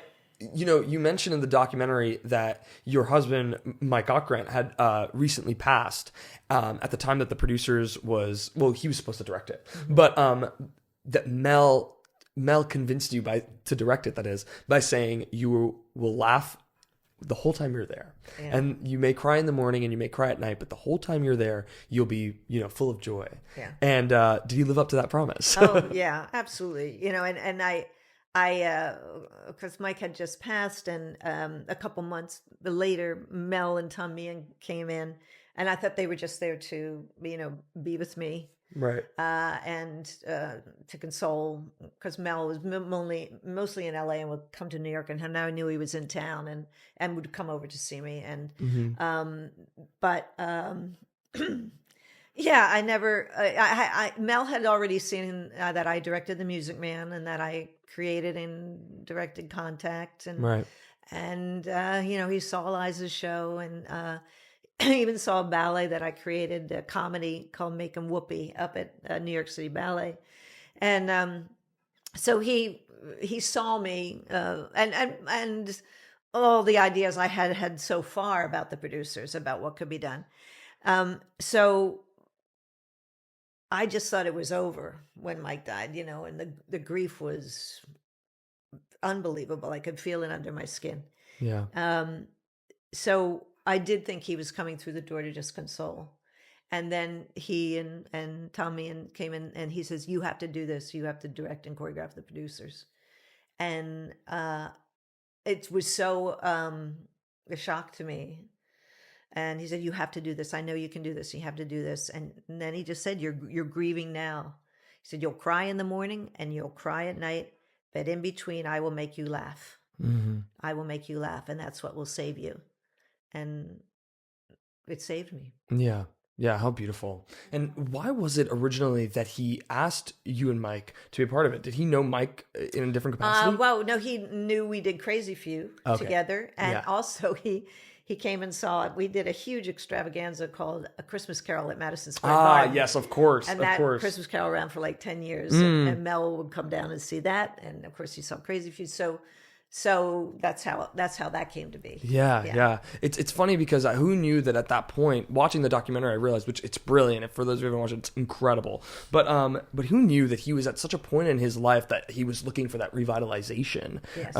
And the producers served exactly that in such a deep way. Yeah. Well, when you think about all of Mel's movies too, which when Mel came into my life, I knew everything about him. I loved his movies and everything about him. But when you think of all his movies, he does take a nod to the musical. Mm-hmm. Whether it's, I'm Tired and Blazing Saddle or High Anxiety Song or Springtime for Hitler or Spanish Inquisition. Yes. Oh, yes, the Inquisition or he and Anne doing Sweet Georgia Brown in Polish. Mm-hmm. Every movie has a little nod to a musical. So he was meant to write a musical. Oh, absolutely. And there's something about it that was like ingrained in the style of him and the Yeah. music as well. Yeah. You know, because there's original songs in the producer's musical that are like standalone, you know, gems of their own. With, you know, it's who could have imagined that the producers was going to become what it did? And I'm sure you guys, like you said, you were just going into, No, you know, the same thing. You leap into this bucket of talent but you don't know till you come up for air. And it was that first night in Chicago, that first preview, and it felt like the audience, you know, like they were going to blow the roof off the theater. Yeah. You know, and I had never experieed anything like that. Yeah. Because I thought, well, Mel has a couple followers. You know? We'll do pretty good. He's got some followers, people who like that stuff. Like They're interested. And then they poof, you know. Yeah. Well, of course, then that cast, you know, that cast of principals, all one of a kind, and Nathan and Matthew together, just the chemistry of that cast, and everybody was funny. Yeah. Everybody in the cast was funny. Even as auditions, you know, the ensemble would have to sing, dance, and then tell a joke. And they had to tell that joke in front of Mel Brooks at the table. Crazy. You know? So you had to have a funny bone to even get into the show. Of course. Well, how in the world do you cast Zero Mostel and Gene Wilder? You know what I mean? Like, how in the world do you take those parameters and say, okay, we have to somehow like redo this? You know, that dynamic. How did Nathan and Matthew get involved in the project? They, you know, they were the guys. Mel knew them both. We all knew Separately, and they were perfect for the parts. They were both born to play these parts. Right. You know. Right. They were both born to play these parts. Just fit like a glove in such a way. Absolutely. Yeah. Mel said this thing where he said, Stro taught me how to read and write musical comedy. If you're not telling the story, he was saying you have to tell the story and it's all about the character. And I was wondering if there were moments where you had to like clock Mel Brooks and say, hey, I think we need to cut this line. Hey, I think there are moments here where we need to trim. And how do you go about doing that, you know? Yeah, no, he's such a collaborator. He's not, you know, he grew up writing with a group of writers, a group of comics on your show of shows, and the Sid Caesar show. So he knows about collaboration. And, you know, Mel was very smart. This was a new world, the musical theater and all these, you know, musical directors and set designers and all this coming together is new. And so he was very respectful, unbelievably respectful. And also for Mel to choose a woman to be in charge, that was pretty brave. Yeah. Because, you know, I was in a male-dominated field for a very long time. Of course. You know? And Michael David gave me that first break on letting me direct The Music Man. And I'll always be grateful to Michael David for that, because there were no women directors. Right. Yeah. Right. And so here's Mel, who's, you know, made a career making fun of women, you know, getting a couple laughs about women. Right. And then allowing to this be at one the to, helm. Yes. And so he was unbelievably respectful all the time. He was funny all the time. And, you know, when in writing the show, he would be in my living room, and they'd always start with bagels in the kitchen, but then we'd move into the living room and he would become these characters. He would become Max. He'd become, you know, Franz Liebken, or he even become Ulla. And in order to get to the joke, or to get to, he'd be prancing around the living room, and Tom, me, and everybody would be writing down everything he said. Gosh. You know? But he was very collaborative, and the show was running long in Chicago, and but what I ended up doing was going in and like carving out stuff rather than cutting anything. But I would carve out middles of dance arrangements or things, you know, that we could lose, because as I said before, I do a lot of research, you know, on the decade or geographical area of some show that I'm doing. But in that case, you do the research on Mel Brooks. You have to be in the world of Mel Brooks. So you have to know everything about him. Like me thinking, well, what could be funnier than one little old lady on a walker? And then thinking, well, put myself in the world of Mel Brooks. Maybe 25 little old ladies in a walker. Tapping with their walkers. That would be funny. And of course, Mel loved that. Yeah, it's brilliant. I didn't even tell him about it. It just came out. He was at rehearsal and they all came out. And oh my gosh. Yeah, he loved it. That's brilliant. That's so funny. So it's like you needing to put yourself in the world of whatever it is, and it'll inform you of how to direct and choreograph. And create that movement. Yeah. Yeah.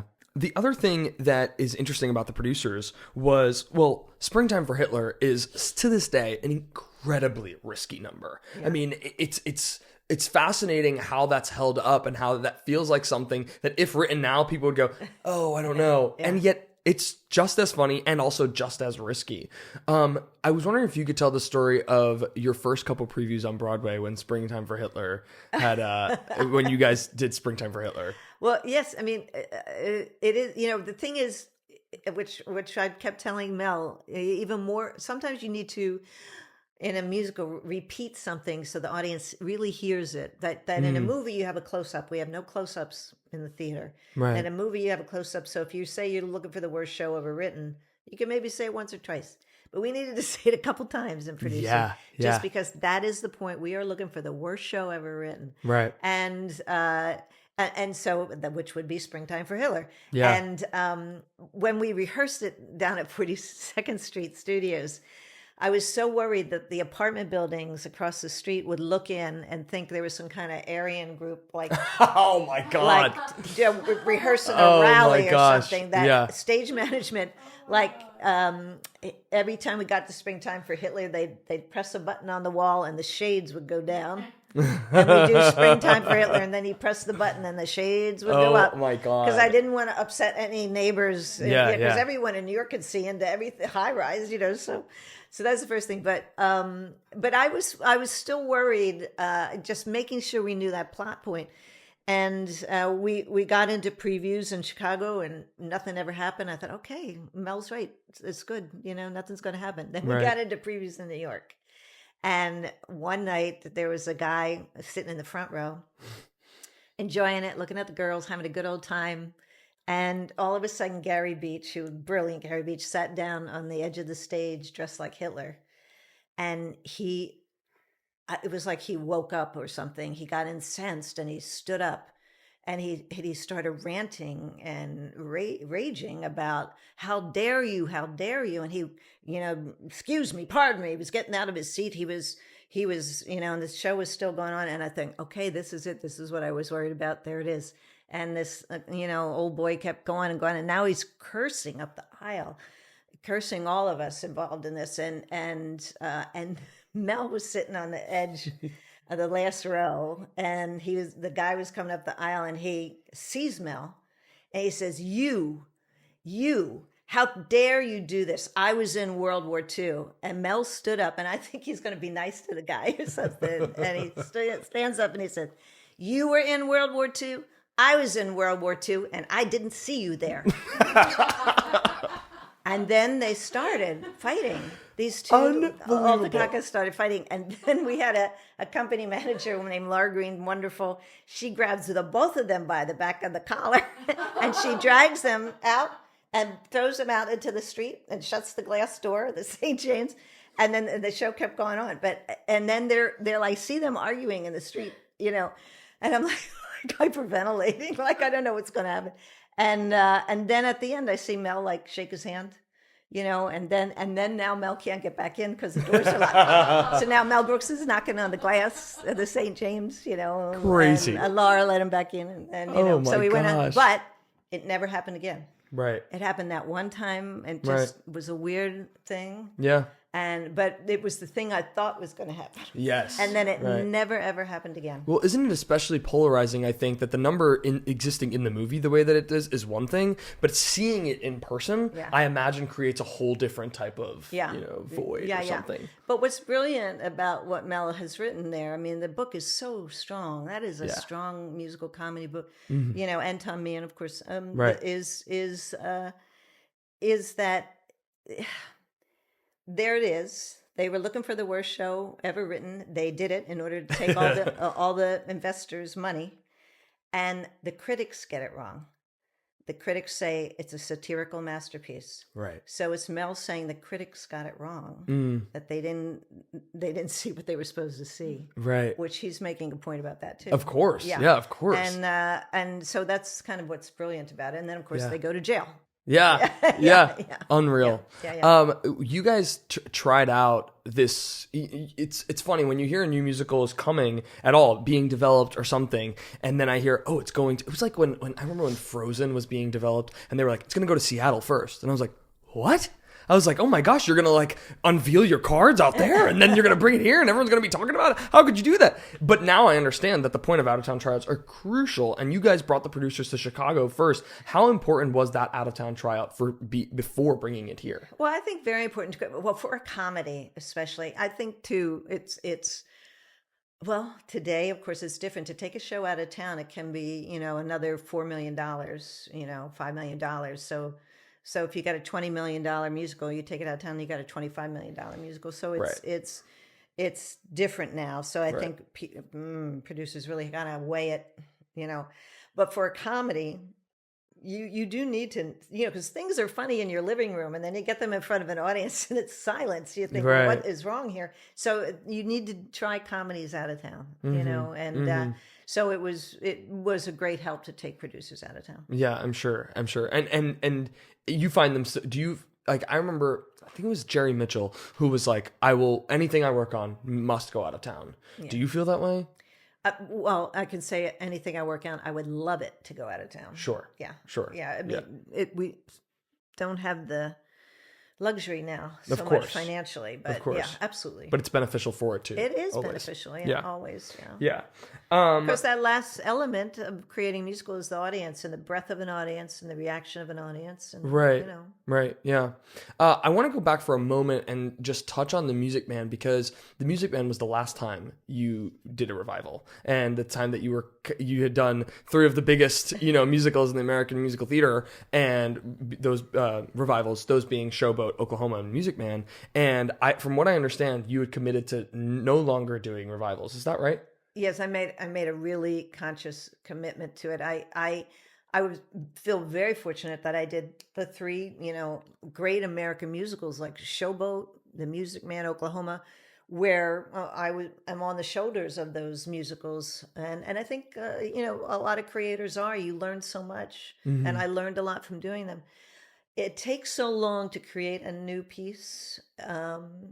That sometimes 5 years, sometimes 10 years, when you're creating, that I wanted to devote my time only to creating new work. And so I stopped. I didn't want to be offered any musical. Of course, I always am offered a revival, but I'm sure. But I stopped doing them, and of course I don't work as much as my colleagues. Sure. My colleagues work much more than I, because they do revivals, but. I just want it takes so much of your brain and your breath and everything to create something new, and that's how I feel. I started as a youngster. That's what I wanted to do. So I didn't want to any longer do a revival. That doesn't mean like when I'm 80 I might do something. Right. But now when I have the breath of still doing something new, I want to put all my time into it. Is that something you learned from Hal? Well. Maybe subconsciously, maybe subconsciously. Because you mentioned he was committed to a similar thing. Oh, yeah. Yeah. Yeah. And there's a thing, when you do a revival, that song is going to work. That song's, I got trouble. It's going to work. Yes. No matter what I do. Yes. But, whatever. But all or nothing. All or nothing. Yeah. Yeah. But in a new musical, you don't know what's going to work, and that kind of energy of just the creation and hoping for it to work, and you can't count on anything, and you can't count on anything being a hit, but the art of it, the art of creating something new is everything to me. Yeah, that's special, and you're right. I mean, you see so many of these musicals. I mean, talk a little bit about Marie Dancing Still, this little dancer into Marie Dancing Still. That has been a property that so the first time I ever met you, I was in college, and you guys were doing at I don't know if it was a benefit or it was an event at Steps, and where you guys just talked about what you were prepping to bring to Seattle. And that was the first I'd heard of this. And in my naive brain at the time, I was like, oh, this is going to go to Seattle, and then we're going to Broadway. So we'll probably see it on Broadway next year. And at that point, you guys were already more than knee deep into that process. Yes.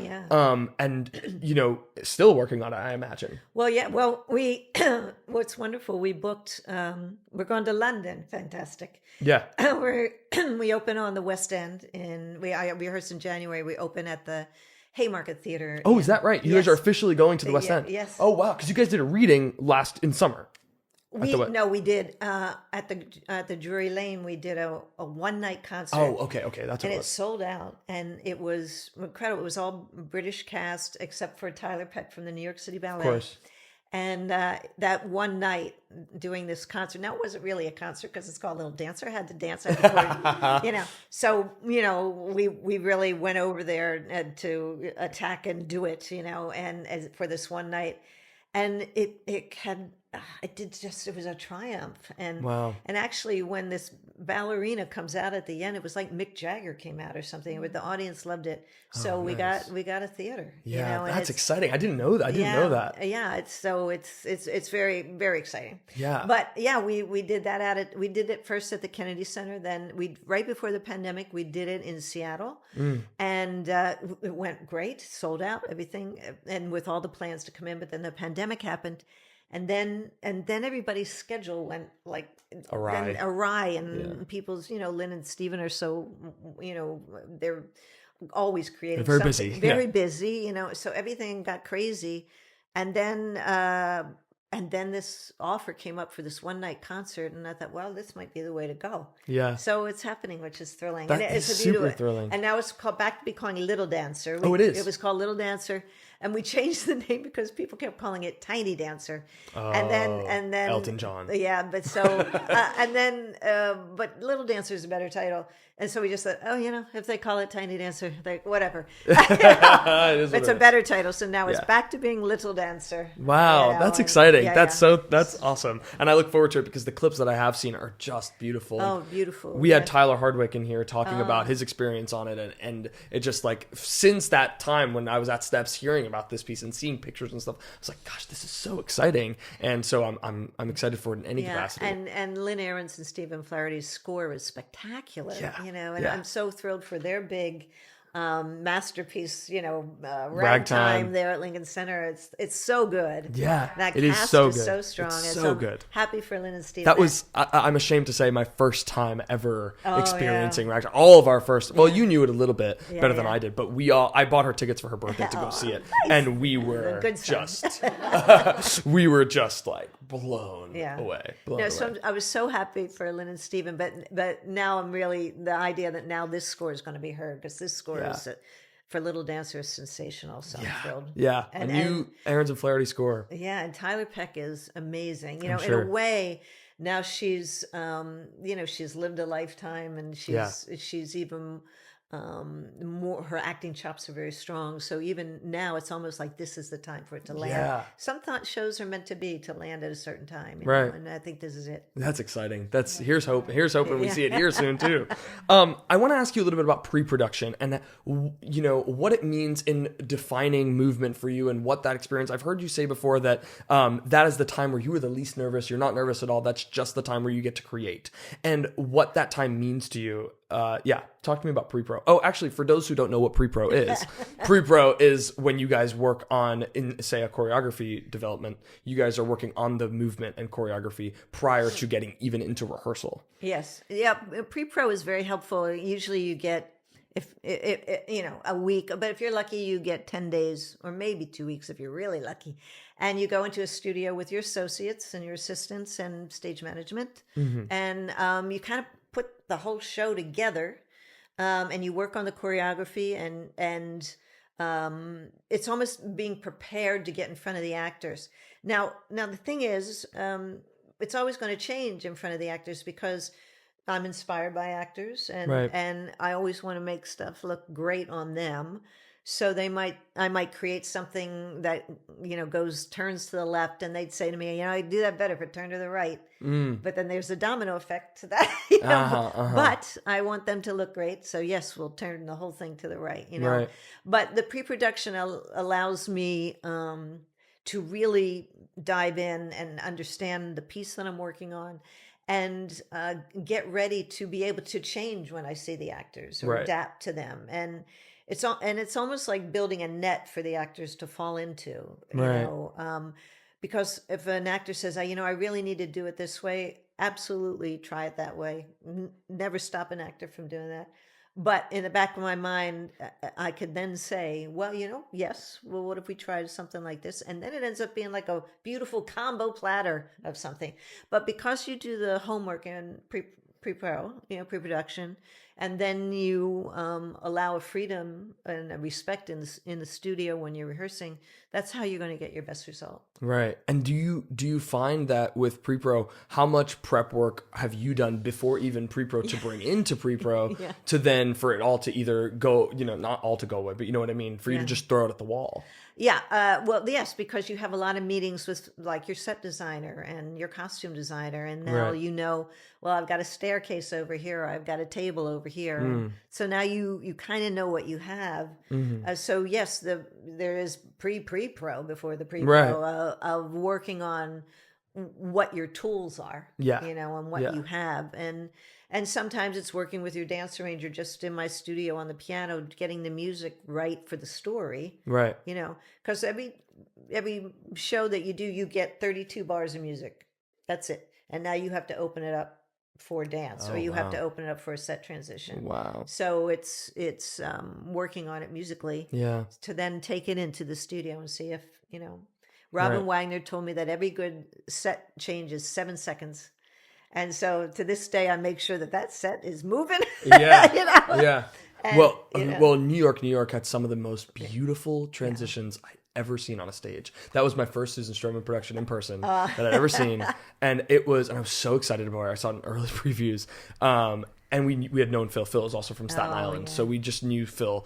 And I just I was so excited about it. And those transitions were just stunning. It was really like you were watching. And behind them all was the scene transition. I didn't even notice that it was happening. And then suddenly we were into the next scene and I went, oh, because I was watching that story, Yeah. And that was another thing that was so beautiful in that piece was the seasons, which allowed you guys to do that, you know, which was like, Beowulf's a genius. He really is. And he, not unlike Robin Wagner, also understands dance and movement and understands how transitions, you keep telling the story. In the old days, you could do a song and then you'd black out and then the set would change and then the lights would come up and everybody would accept that. Right. But now an audience has more of a cinematic eye, so it constantly moves forward. So even in your set transitions, you have to tell that story, and you can tell that through dance or just a lead character doing something that you're watching while the set's changing. And Beowulf understands that. So it's a great collaboration. I believe it. I'm not sure if this is right. I heard this somewhere that Hal Prince was the one who defined that transition of no more curtain dropping and curtain coming up. I don't know. It's possible because an audience wouldn't do that anymore. Right? No, you wouldn't take it unless it was like stylistically on purpose. We do that in like in high school and in children's theater, right? Because you can't afford the means. But I want to touch on briefly Center Stage. We were at the Center Stage. What is it? 25. It was 25 anniversary event last year. Yes. We were there at Open Jar dancing with you all, and it's a movie that means so much to so many. Yeah. And I want to ask you specifically what you had told. I was like, whoa, at the event was the story behind the dance battle between the two guys and how a lot of that was improvised. Yeah. Yes, because we would. They were both incredible dancers at American Ballet Theater. So the whole point of the storytelling is that it's art imitating life. In real life, they're fighting for this girl. Right. And now in the ballet, they're fighting for this girl. Right. So in creating the ballet, they would play, can you top this? So is she going to like me better because I can do more turns? Or is she going to like me better because I can leap in the air? Yeah. So while we were in the studio, they just went, I said, okay, how would you top that? Yeah. And so he would do that. And I said, how would you top that? Boom, he would do that. But they could do everything. You know? So it all came out of their talent. Right. Right. Because something like that, for me, I could say, I didn't need you to turn 5 times or something, but to say it to treat them as actors and say, this is the story. You are vying for this girl's, you want her. Mm-hmm. You want her to love you. Mm-hmm. So, and short of, putting, fisticuffs together, what would you do to upstage that one? How would you upstage that one? And they went for it. And the cameras were rolling. I thought, okay, this went well. Yeah, that's funny. Yeah, it was a great, and Nick, I got to work with Nick Heitner, a great director on that. And it was like the first dance movie, really. Yeah. And now they do it like a Rocky Horror Show where they How funny. where they call out things and they hold up paddles. Yeah, that was so fun. I know. It was so fun. I know. It's wonderful. It's wonderful. But I know young dancers still watch it, and parents put it on for them, Yeah. It's a special movie, and it means a lot. It means it has like a cult following. And just to see everything up at Lincoln Center. And, wonderful. Yeah. Let's talk a little bit about The Frogs. So me and my brother just went on this whole journey for the last couple of years where we read both of the Sondheim books, and we fell in love with The Frogs, and it's a piece that, doesn't get done at all, really. And what a bold thing for Nathan to want to like revitalize this Sondheim piece. We actually have a friend who went to Yale and saw the pool production of, one of the few who saw the production in the pool at Yale, Charlie Sullivan. But talk to me a little bit about what you were thinking, what you knew about The Frogs when Nathan asked you to be a part of it. Well, yes, Nathan came over, said, I have a project I'm going to talk to you about. Nathan Lane. Nathan Lane. And this is after we had done the producers. Right. And so we got together and he said The Frogs. And what was interesting about it, I knew The Frogs existed. And I knew the frog story of the pool at Yale. Right. But I didn't really know the frogs. Right. And but it is about Dionysus. There's trouble in the world, and our leaders can no longer speak to the people. They don't have the knowledge or the language to speak. And so Dionysus wants to go to hell and bring back Shaw and Shakespeare, or either Shaw or either Shakespeare, to have one of them be able to speak to the people. Yeah. And we thought at that time it was, right. We thought this is the time in this for post 9/11 world. Yeah. Right. In fact, it should be happening now. Yeah, let's do it again. but then part of the story is that Shaw and Shakespeare have a battle. Right. In the end, the poet wins, Shakespeare wins. Right. But that idea of Nathan playing someone who wants to help civilization by having a speaker, someone who could really speak to people. And it seemed like such an important piece to do. Again, we would have to go knock on Sondheim's door and say, would you like to do this? And you would have to write more songs, because it would need to be a big musical. There was only like a handful of songs. Yeah. And he said yes, and he was up for it. Right. And an amazing thing I remember is Nathan wrote a whole paragraph about Ariadne, who was Dionysus' wife, who died. And, he tosses her crown in the sky and it makes stars. And it's a beautiful myth. And he wrote this whole thing out and then handed it to Sondheim. And then Sondheim wrote that song, Ariadne, from what Nathan put down on paper. And it was such a thrilling moment to witness the two of them together on this song. And that, I'm sure it's very special to Nathan that he and Sondheim really put a song together. Stunning song. I know. The piece was wonderful. And of course, Roger Bart was Xanthias, his slave. Well, it reads kind of like a buddy comedy. It is like a buddy comedy. Yeah, like with this overhang of this, fantastical metaphor, Talk to me about the creating movement for the frogs themselves. In watching it, I was like so stunned and taken aback at, that idea and the idea behind the bungee jumping. I know. Well, the frogs represented people who don't listen. Or people just hear themselves make noise. Yeah. And they just make noise and they're not listening. And they obstruct. And Dionysus is afraid of the frogs. Right. And not unlike Harrison Ford and the snakes. Right. He can't stand the frogs. So he gets quite nervous about them. And then, of course, I did my research on frogs and all the kinds of frogs there are, so all the frogs are the variation of frogs. Right. And, but a part of that, I had very wonderful acrobatic dancers who could really leap. And, but I thought, well, what would be amazing if we could get some bungee jumping happening. Yeah. And so, Lincoln Center has those bombs where people could come out so the frogs could go leaping out. you know. And so it was thrilling for the audience, you know, and scary for Nathan. You know, he was able to work that, you know, and but Nathan, you know, he told me he wanted to bungee jump, and I said, "Yes, sure." And he said, "Yes." So we went to a place in New Jersey that had a lot of bungee equipment, An aerial arts and whatnot. aerial arts place, and you know, he got them all hooked up and got them pressed down on the floor, and the frogs were on top of them. And I said, "Okay, Nathan, they're going to release you."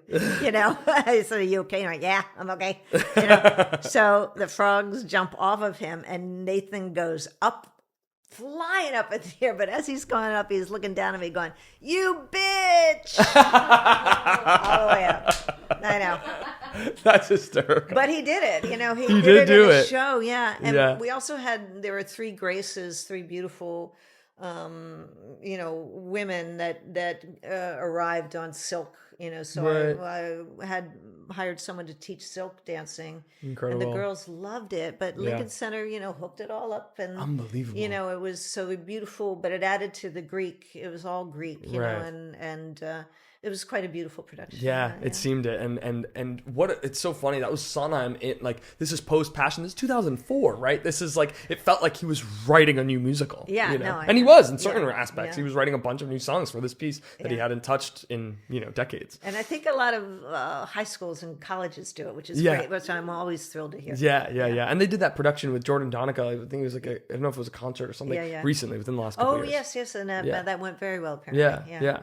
The other thing about the frogs that's interesting, and I just worked on one for the first time, designed by Beowulf, was a turntable. And turntables are such like I'd never worked on one before, but being on one, I'd seen many shows. They're a vehicle that's used all the time. But what was fascinating to me, Dennis Jones, like I mentioned to you, choreographed that piece, and what was fascinating to me about what he was doing with it was when we were in the rehearsal studio, he would time out the amount of time that it takes for the turntable to move to get to point A or B or C to where he would go. And that is what, when we got into tech, it was seamless. Yeah. Tell me about the tricks of working on a turntable. Well, yes, I mean, because I've used turntables several times. The last time would have been with Beowulf in POTUS, the play I did on Broadway. Yeah, right. He needed different locations in the White House. Right. So he did a turntable, and each room was like a pie, a slice. Right. And POTUS was like a farce with 7 women, 7 comics. Right. And they went flying through these doors like a farce while the turntable would spin. And but rehearsing that, it was difficult because it was a comedy. Because even I went into a room with Beowulf, and the way you slam a door in a farce is funny one way or not funny another way. Mm-hmm. So depending on the joke, if it's a door that slams this way or a door slams the other way. So I worked out the entire script with him with 2 doors about how the door could open and close. Oh, interesting. Before we even built a set. So then when the set was done, then the doors appropriately for that joke shut that way. What is the? Can you like? Because I'm so curious. Like, how does that work then? Like, what makes it funny versus unfunny? Well, if you need the door to be a rim shot, if you do need the door that it's got to slam, you've got to say the joke and then slam the door like a drum hit. Or if it's a slow burn kind of joke that you deliver it and then you stroll out, and then the audience laughs, so you stroll out. So the door is different. The way the hinges are on the door. Right. And so now I think I made Beowulf so nervous that every show, whether it's comedy or not, we check out the doors. The door pre-pro. But it was really, POTUS was such a comedy, high-end comedy that had to be. But my point about going back to the turntable, right? We set the whole thing up in the studio as if it were on a turntable, but couldn't afford the turntable in the studio, of course. So now I would direct that scene, and then I would move. So now I would be the one to move all the way around. Right. So I would go, stage management would go, my music stand would go, we'd finish, she'd slam the door, and then I'd go to the next piece of pie of the. Right. So that whole it was the creative team that ran around while the actors Incredible. just went, yeah. Yeah. But then, by the time we got into tech, it was all sorted out, and timed exactly. So that you weren't worried about having to Yeah. set it onto the turntable, practice the turntable Yeah. movement, and then, Yeah. It's a great vehicle when it's used right. It's super, super powerful. Oh yeah, yeah, it's And effective. wonderful. Yeah, Yeah. very effective. With Young Frankenstein, you reunited with Mel Brooks, and it's funny, like you guys not just 2017, you redid Young Frankenstein, or revised it in certain aspects, and put it up in the West End. And I was going to ask you, what do you think in those 10 years? What do you think when you revise a piece like that? What were you missing in the original piece that you gained with this new piece? Yes, with version of the piece. It was wonderful. I mean, Mel called me and said, "Stro, we're going to do Young Frankenstein in London." I said, "That's fantastic, Mel." And he said, "But we're going to do it. We're going to change it. It's going to be different." And in my mind, I'm thinking, I didn't think it was really going to happen. I said, "Yes, of course we'll do it," but I didn't think it was going to happen. I don't know. I thought the work of changing the whole thing. And then boom, all of a sudden there was a general manager in my office from London. And I thought, oh, this is really happening. We're really changing this. We're really changing this. So Mel and Tom came over, and Mel wanted to do it more like a vaudeville. Because in fact, the score that he wrote was more vaudeville, together again for the first time, it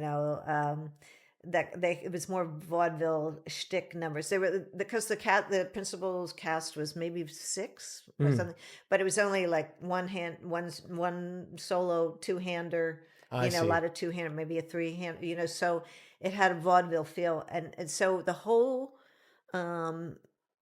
show was changed more like a vaudeville with hard-edged spots and a small set. Still, we did things like the spinning bookcase and things, and the best jokes in the show were there. But when we did the show on Broadway, we were in a huge theater, a theater that was too big. It's where Harry Potter is now. Oh, the Lyric. Yeah. It was too big for a comedy. Sure. And I think that always hurt Mel's heart that we ended up in such a big theater. Right.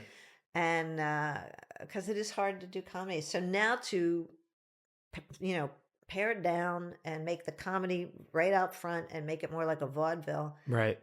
It played like gangbusters. Yeah. And it was really the same show, but it was just whoop. Well, I was going to ask, is this now is this now the version of the show? Is this the version that gets licensed? It's interesting that you can do can both do either of them. one. You can do the small vaudeville version, or you can do the big one. But what interesting. people want to do is the big one. Of course. I know. Of course. But I think it's because the colleges do it and high they need schools bigger do it. casts. They want big casts. Right. But every once in a while, someone does a small one, because I thought, everyone's going to do the small one. Everyone's going to do this little one. Yeah. But it's fantastic. And the Mel's script in that movie is fantastic. Yeah, it is Amazing. Yeah. Super special. We actually had Stephen Kramer Glickman on yesterday, who mentioned to me that he was in the work sessions with you guys during Young Frankenstein, which was just, I know him because he was on a childhood TV show, Big Time Rush of mine, that was like that. He's like a huge part of my childhood. And so when he told me he did Young Frankenstein, I was like, we have Stro coming in tomorrow, and he freaked out and wanted me to tell you that. So I wanted to make sure I shouted that out. Good, because Mel Brooks gave him his blessing to do the TV show. So without that blessing, he wouldn't have done it. Wonderful. Yeah. Not only gave him his blessing, but gave Nickelodeon the blessing and emailed them himself, which is really special. That's very special. So the Scottsboro Boys is one of the most miraculous, unbelievable pieces of theater I've ever gotten to know. I think that it's fascinating, the amount of the idea of diving into minstrelsy in 2010. It's how bold, and talking to me about whether or not, how did you guys know that was the right thing to do, diving into this style that was, we talk about cabaret and Chicago diving into vaudeville, but this style is a little bit more tumultuous, historically speaking. Yes, of course. Well, this was a moment where we got together, David Thompson and I and Candor Nebb, and we wanted to. Candor actually said, "What if we did a show that was based on something historic, something that really happened?" Because a lot of time in the musical theater, you're in more of a fantastical, yes, something. Right. And so we said we agreed to that, and we went away, and we David Thompson suggested that we research the great trials of America. So we go away, and we all come back for the next meeting, and everybody thought of the Scottsboro Boys because it changed history. Right. And it was a series of many trials, you know, about a group of young men who were accused of horrific crime that they did not commit. And when we all agreed on this, and they were called the Scottsboro Boys, like they were a vocal group or something. Yeah, like a boy band. Yeah. Candor loved, and they because Candor could remember them when he was a little boy being in the newspaper, and then one day they weren't. So it was almost like Candor Neb wanted to bring them back to life, want to make people understand it and give those characters life, and they could. It just poured out of them. It just really poured out of them. It was amazing. The idea of doing it in the form of minstrel gave it a structure. Yeah. Because in the minstrelsy, you would tell a story, but you would tell a story like the salesman and the farmer's daughter, or something like that. But this time, the guys say, let's tell the story of the Scottsboro Boys. Right. So they want to tell a true story. Right. But what happens at the end of it is that they all tip their chairs over, and they all walk away from the art form. So it shows this group of young men telling the audience the story, but also tipping over those chairs and being done with that art form. Right. So it also, in that staging of using the chairs, allowed the actors to be in charge of creating the story. Right. They could take those chairs and they could make a train. Yeah. They could take those chairs and they could make a holding cell. They could take those chairs and you know, make it a trial. Right. Make it a courtroom. Right. So but they did it. So it was, they were telling the story and allowed this art form to happen for a good reason, and then them walk right away from it. Right. So, and what was interesting, the other thing we had to find is we're telling this story, but to what end is there? What is the end of this show? What is the button of the show? And then the research found that Rosa Parks read the book, the Hayward Patterson book. She was there for the Scottsboro Boys, and that you want to believe that accumulation of many things, but also what her knowledge of the Scottsboro Boys were, that's why she did not move from her seat on that bus. Right. So there was a silent woman through the show who, played by the brilliant Sharon Washington, who through the show represented the mothers of the boys, represented fans or people who fought for them, supported them. But in the end, she was Rosa Parks. So at the end, the show ends with her saying, "I'm not moving." And there's a blackout. Right. Right. So it's just in that hope that what terrible history we have, something comes out of it that moves us forward, even if it's just a little bit. And it's taking ownership of the property. Yeah, absolutely. Yeah, and allowing these, you know, these black artists to really like adopt it, take ownership of it, you know, and especially in terms of the blackface and all of these things that were used against them in many different ways for comedic purposes or for whatever. Now in this show, they're using it as a vehicle to tell a story under their own pretenses. Yes, and even that they wiped off in front of the interlocutor. They wiped it off so he could see them wipe it off before they walked away from the art form. Right. But yeah, and you know what? In the characters, of course, they're all real historic characters, but there's little about them. You know, there's some about them, but so in creating these characters, all these wonderful, beautiful actors tapped into their own lives and put into those characters what they go through every day. Right. So the characters, every character was very rich because they brought themselves to it. Right. And then, of course, we gave them the research of what the fellows were like, you know, what we thought they what we thought, what you thought, what we could find. so the contributions those actors made to it was immeasurable, really. And it's also just like, this does not sound like a commercial Broadway production. This sounds like a I know. devised theater piece or something. So Yeah. the fact that you guys were able to do it at the level that you were on Broadway and in the West End. Yeah. And when we had James T. Lane in here, he talked about, which he's just, gosh, Yeah, he's amazing. amazing, Yeah. And he talked about how in America it was looked at one way, but then in the West End, people looked at it as a completely different, Yeah. because it's so foreign, literally speaking, you Yeah. know? And I was wondering how you experienced the reception difference. Yeah, it was. I thought the American audiences did love it. Yeah, they did, yeah. They did, but it didn't last too long. I think it was hard to even know how to sell it for producers. You know, it was hard to. And over there, that's a much more. They're used to doing darker material over there, Right.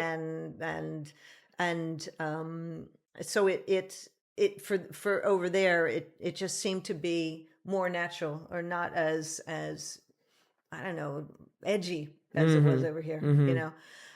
But what was an amazing night that I'll never forget, we played the Young Vic before we went to the West End, Right. and that night, and I know this is because of all the hoopla about the Scottsboro Boys and the Scottsboro Boys Museum and everything, that the governor of Alabama pardoned the Scottsboro Boys posthumously. Wow. And so I added a projection up on the screen at the Young Vic at the very end of curtain call, saying the governor of Alabama posthumously pardoned the Scottsboro Boys on this date. It happened to be the date the audience was sitting in the audience, and you could just feel the audience, like you could just really feel the whole chill and the goosebumps of the entire audience. And then they but they were all standing for the curtain call, but it's just like they couldn't believe that they were experiencing this show on the night of that, so I'll never forget that. Yeah. Gosh. And now any royalties from it's not done that often, Sure. but any royalties go to the Scottsboro Boys Museum. Oh, wow. That's special. And it's interesting, within that minstrelsy style, the way that, even the little things like the nerve tap being used for the electric chair number is just like, it sends chills across your whole spine. It's kind of, it's something of genius, really. Okay. I have to be honest. And that, as complimentary as that sounds, it's also just like, I'm like, wow. Like, yes, of course. It's like when Sondheim says God is in the details. Like, it's like a moment of that where you're like, right, of course. How do you use, your art form to inspire this story in the most effective way? And that really is an example of that. And how about Coleman Domingo being a big star now? Oh my gosh. I know. Yeah, he was a part of it from its inception pretty much. And now I he's know. he's a superstar. Superstar. I adore Yeah. him so much. Yeah, he's brilliant. Yes, yeah, he is he's brilliant. incredible. Yeah, lovely. So I had a couple of things to ask you in regards to New York, and Smash, which both are musicals that I've seen in person. I'm like, I can't believe that it took me that long, but we weren't into theater as much, into seeing Broadway as much until, and when I first heard about New York, it sounded like fan fiction. Kander is doing this musical that he half wrote with Ebb, and Lin-Manuel Miranda's mom, Susan Stroman's directing. Like, it just sounded like fan fiction. It did not sound real. And I thought it was just beautiful. Thank and when I you. first heard, particularly the song My Own Music, Yeah. I was like, oh my God, this is doing something so different and inventive. And I was wondering if you could speak toward, I guess the number that I really want to call out is Wine and Peaches, because that is a moment I'll never forget. Sitting in the mezzanine of the St. James and just being like, I feel like I can see every sound that they were creating, but it felt daring because they were on this platform. And also, talk to me about the storytelling behind that moment. Well, we really wanted New York City to be a character in the show. Yeah. So, everything in the show is about New York and about how wonderful New York is. Yeah. And how it can knock you down, but how it can feed you in Yeah. every way. And part of that is finding things in New York that people would know that is iconic. And one thing is how New York keeps getting built up. It keeps getting built up and knocked down and then built up again. Right. And so seeing these men on these scaffolding all the time. And of course, there's a very famous picture from the 30s of construction workers sitting on a beam, Right. having their lunch. Right. After doing the research, you found out it was a publicity stunt. Oh, is that right? Oh, I didn't know Because I that. thought, oh, they stopped for lunch, and then, but in How fact, funny. they got the guys to stop, and they shot it. But so it was for publicity. That's but, funny. I did not know that. But I think they were quite brave anyway, because there wasn't that many, things for. There was no hazard pay or anything. So, so anyway, we thought, what if we had a construction site and had some beams, and you could hear the taps against the beams as being part of the building of New York. And there's part of the story is that Jimmy's friend Tommy, he says, I got a girl coming over tonight. And he said, well, you know what you got to get her? Wine and peaches. And they're having this conversation on a construction site. And the idea of bringing wine and peaches over. And it's a kind of a 3/4 time song that Cantor Neb wrote. Wonderful. And the idea, too, is that it can't just be, you also have to be brave when you go to ask this girl out, and daring, and you got to have balance, Right. So the whole number, after he convinced him of what to bring this gal for their first date, he starts to Tommy was played by the wonderful Clyde Alves, Yeah. who was an amazing acrobat. He was my Tommy Gillis in the original music. Funny. Oh, wow, I And didn't know that. and now he was playing Tommy again, the character Tommy. And he's in Schmigadoon now, I think. Yeah, right? yeah, and he balanced on the beams, and so they just started tapping, and the whole thing, all the construction workers start to tap on the beams, and the lead character Jimmy is a little bit more shy, and he does more silly stuff while the other guys are doing more daring things. But in doing that, rehearsing that, we started just with the beams on the floor, and then we put them up to 4 Lifted feet, them. but then had acrobat mats Oh, yeah. underneath in Yeah. case anybody fell. Right. You right. know, and it was something. I was proud of all of them, because it was a brave thing for them to do. And if someone told me they didn't want to do it, they didn't do it. Right. And if someone said, I want to do this, but I'm too afraid, then I said, well, what if I take your taps off your feet? And he said, yeah. And he did it, and was no trouble. Gotcha. So again, you only want people to do something, that they feel good about. Right. And if someone doesn't want to do it, then I don't want to make them do it, Right. but the majority of them wanted to do it. And so they really practiced it and practiced it and practiced it. Yeah. So then, when you get to on Beowulf's set, the drops behind made it look like they were way up in the air. They were really 4 feet up, and they were smoke as if they were in the clouds. Ken Yeah. Billington, oh my God, the lighting was amazing. Yeah. And Ken is a master at getting that smoke going, and so it looked like they were way up in the air, and it was just, but it added to what New York is. Yeah. That dance And the music too, and there was an energy that felt just so honest, and Yeah. also there's something about the music that I don't know what defines New York in terms of musically, but New York kind of tells you what you need to know. But Yeah. Cheering for Me Now and Gold and my own music, like those songs, Wine and Peaches, they just like, or gosh, what's the one that he sings? I'm blanking out. Can You Hear Me? Can You Hear Me? That Yeah. also, like you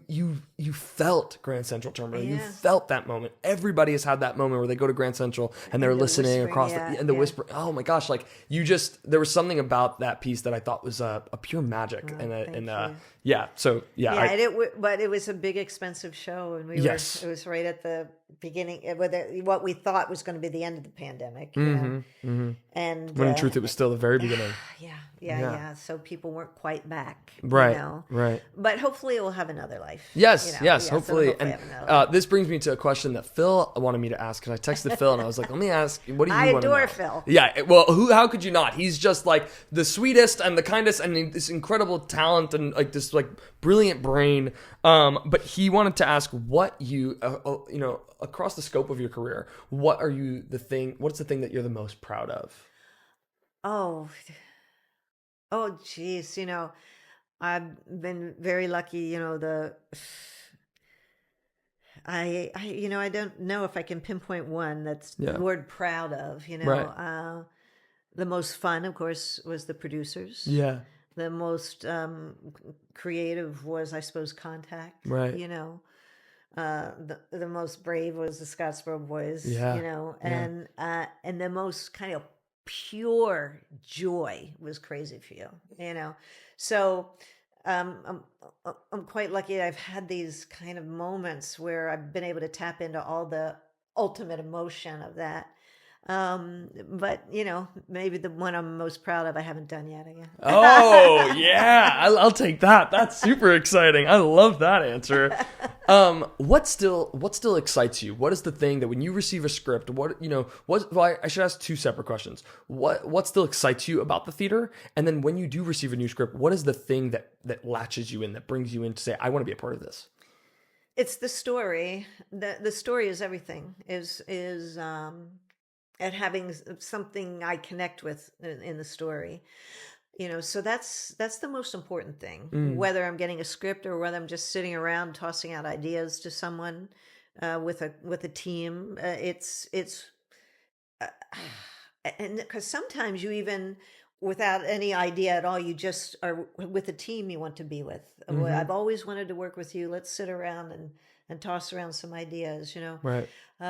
So I think, but bottom line, in the end, the story is the most important thing. Yeah. Yeah. I have a specific question about directing, because there's a lot of these little tricks that you discuss with directing of, like, you know, sometimes the antagonist will come out from house left because from stage left, house right, because it defines more of a surprise for the audience and things like that. And I was wondering, do you feel as a director, what do you feel is the thing that, when you're working with an actor, motivates movement? So if you're telling me, hey, you know, cross stage left here, do you feel that it's your job to say, this is why you're crossing? Or is it my job as the actor to motivate that cross?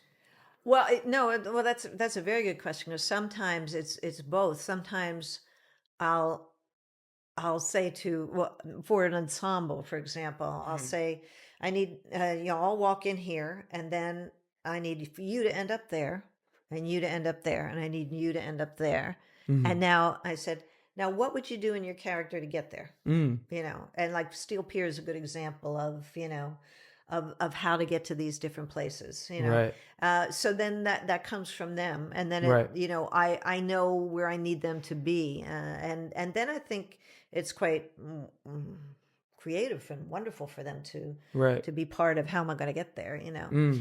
And for sometimes, because of the way a set is designed, though, yes, you need the actor to go this way, or you need the actor to go that way. But then it's kind of me saying, you're going that way not because of the way the set's designed, Yeah. but There are different motivations. There are different motivations, and you know, again, it's a collaborative experience. Yeah. Yeah.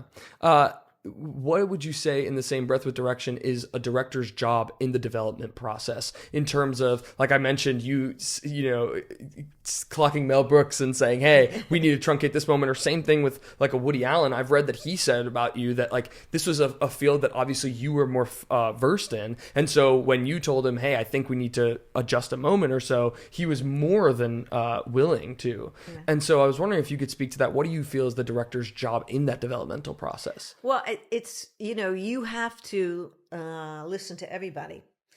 All egos have to go out of the room. Right. And you have to be willing to hear everybody's idea. Because, you know, someone could throw what you think is a terrible idea on the table, and someone else could pick it up and turn it into gold. Yeah. So what you cannot do is stifle anybody's creativity. Right. You know, I think you have to be diplomatic in if someone's really heading down the wrong path. Yeah. You have to diplomatically say why you want them to go this way, you know. But I don't think you can have that kind of dictator thing that used to, like, Robbins would have had, or Yes. you know, that kind of thing. You cannot. Everybody's been to therapy now. Everybody's been to therapy. Everyone's better. Is more in control of their emotions. Yes. So you have to have respect in the room, and you have to, again, that respect for everyone's process. You can't stifle them, but you have to be ready yourself to make sure that everyone is on the same page and everybody understands what the goal is. Right. So it's your job to make sure that's very clear. Right. Yeah. Right. Yeah. And then I wanted to ask you, you're doing this new play, Better Late by Larry Gelbart, right? Yeah. And you're doing it with Jason Alexander, David Hyde Pierce, Lucy Arnaz, and this is in May. It's coming up in Palm Springs. Yes, and it's just a reading. Okay. It's just a reading. But there's a wonderful theater there that's been closed, I want to say, for 20 years down on the main street in Palm Springs. Wow. And it's being renovated by a lot of wonderful people in Palm Springs. David Zippel. Oh, he was like cool. the head guy on it. Oh, And sweet. David Zippel called me and said, we want to help raise money for this theater. And David Zippel had the idea of doing a series of staged readings. Not Cool. staged readings with a little staging.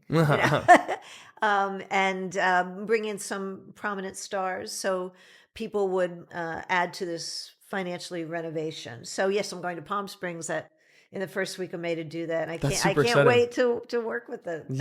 I can't wait to work that with group them. is stellar. Yeah. And hopefully, it'll get that again, it's that theater, getting a theater in that town. I know it's a Hollywood town, but they, the Hollywood folks love being there. And I think they would really love having that theater back. Yeah. That's special. I want to just graze upon Billets Over Broadway and specifically working with Woody Allen. And what I found so fascinating is your ability to be able to control that room.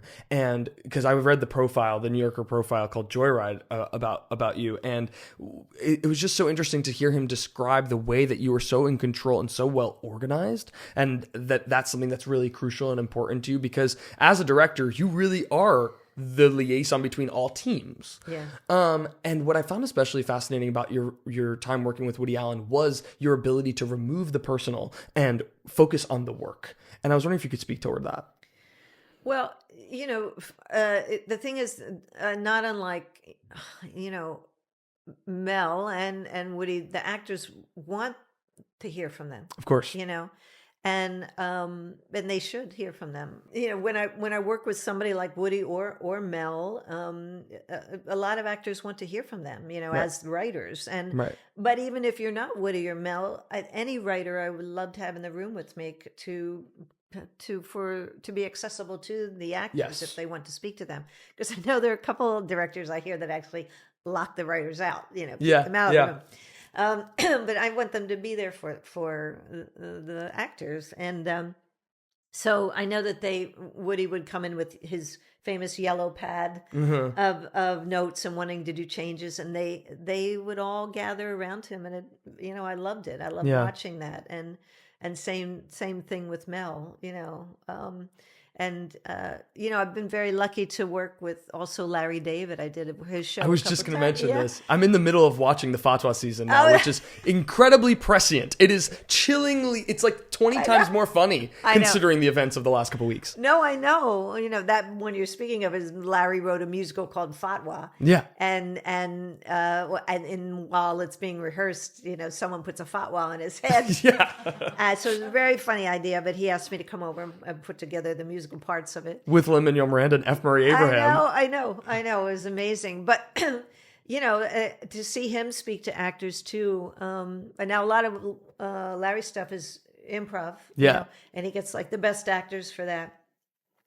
Whereas Mel is you say it this way, this line, it will only be funny if you put the period there. Same with Woody too, But Larry surrounds himself with great improv folks, which is fantastic. And don't sell yourself short. You were improvising right along with him in that producer's season with him and David Schwimmer. That is such a great scene. I was wondering if you could talk to me a little bit about that moment. Well, that was amazing. All of just to be near and around Larry David. It's so funny. It just seems like a joy. It just seems like you guys are just having fun the whole time. And he's a genius, No, so just to be around these comics, it's a thrill for me. Yeah. A real thrill for me. Yeah. But anyway, back to the writing, I think, yes, you're in control of what's happening, but you also want to allow creativity all the time. And so allowing the actors to connect with the writers, no matter if they're star writers or not, I think is a very important part of it.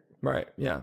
The last couple of things I wanted to ask you about had to do with directing for screen versus stage and really choreographing for screen versus stage, who you're focused on in terms of, because on stage you're focused on oftentimes, not all the time, but the proscenium idea of like there's an audience and there's a stage, but with with screen, you're given the ability to kind of circle all over the place, and you had that opportunity with the producers in particular, transferring it into a movie. What was that like for you? And we mentioned center stage. Like, what was that like for you? And where does your focus go as a choreographer when it comes to screen?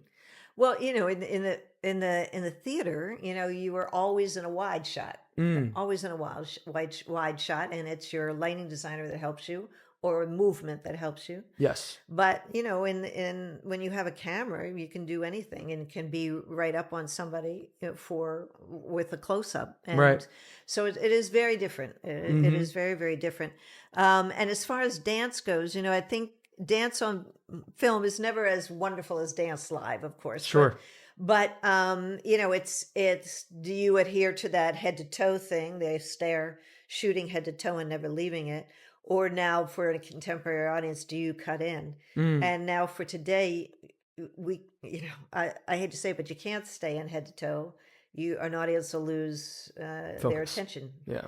So you do have to cut in. Now, not as fast as some directors do, but you still want the energy of the film, the energy of what an audience now feels in film, which is a lot of cuts. Yeah. Because now people have a shorter attention span too. For sure. So it is a very different art form, a completely different art form. And I think after producers, I had a couple offers for some other movies, comedy movies, but I am a theater animal. Yeah.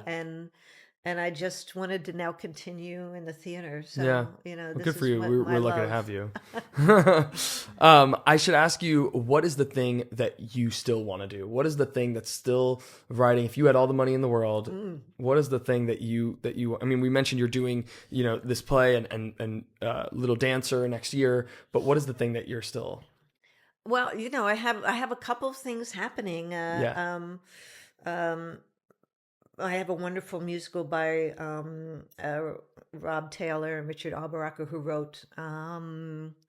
They wrote Bandstand on Broadway, and they've written an amazing musical called exciting. Angel of Arkansas, and it's fantastic. So I'm hoping that I've done 2 juicy readings. Nice. And they both went really well. So I'm hoping that has a wonderful future. Yeah. I'm working on a play with a wonderful playwright named Michael Mitnick. It's fantastic. Yeah. And a comedy. Yeah. And contemporary comedy. So I'm hoping for that. Yeah. And I have a couple other things going on. It's almost like you can't work on one thing, Yeah. It's almost you work, different days of the week. I have different writers or a project going, and then like a racehorse, one will go forward, and then the minute that goes forward, you full focus on it, and then the next day you go back to one you were. Right. And this is to the point of taking the meeting the day after opening night. Yeah, absolutely. Yeah. So, it is a little harder to land stuff right now just because of investors, producers, finances, everything, how big something is, how small something is, whatever. But at least I'm being creative. I'll always remain being creative. Yeah, good. We started the podcast by asking you, who is your I want to be like you when you were a kid? And we want to conclude the podcast by asking you, who's your I want to be like you now? And it could be anyone. It could be someone in your life. It doesn't have to be a celebrity. It could be whoever you'd like. Who would I want to be like now? Yeah. Yeah, there is a saying and a song in New York called "Music, Money, Love," and New Yorkers come to New York, and music, money, love. That's what they want. Those 3 things: music being their passion or their art, money, financially, how you're going to live in New York, and love. What is that relationship with? And John Kander calls this, that's a chord, music, money, love chord, that harmony. Yeah. And that's what you want. And the thing is, it's hard to get all 3. You can get 1 or you can get 2, but it's very difficult to get all 3. And sometimes if you get all 3, it's fleeting. The one person who has cracked this is John Kander. John Kander, it's almost when I grow up, I want to be John Kander. Yeah, right. I mean, he has found a way to balance show business and balance a personal life and balance a proper way to live in joy and kindness, Right. and still have his art all around him and play the piano every day and reach out to people. And, he's 99. And as a matter of fact, just to say, when I was doing a Little Dancer at the Drury Lane, I woke up one morning and there was a message from John Kander on my phone. He wrote me a song called the Drury Lane Waltz that he recorded, and that's what I woke up to, a John Kander song called the Drury Lane Waltz. Now, first of all, to be 99 and be able to figure out on your phone how to record a song, and to write a new song, and then to get it to me in London, John Kander, you know. So I there are people in your life, that you can count on one hand who you feel quite blessed to know. And John Kander's one of them. I love it. I'll take it. That is amazing. I want to read you this one thing that I found.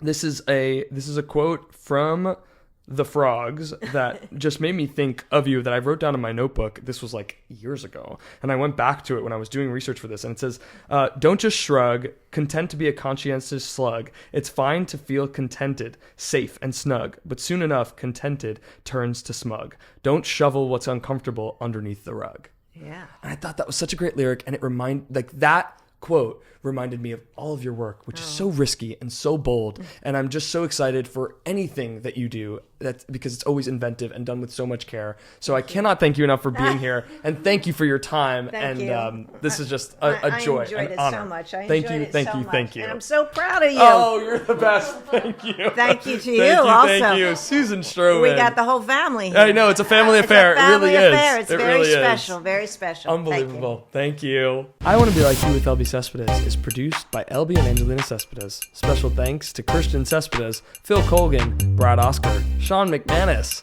Jim Walton, Vincenzo Salvatore Cakes, Ina Cespedes, and of course, Susan Stroman.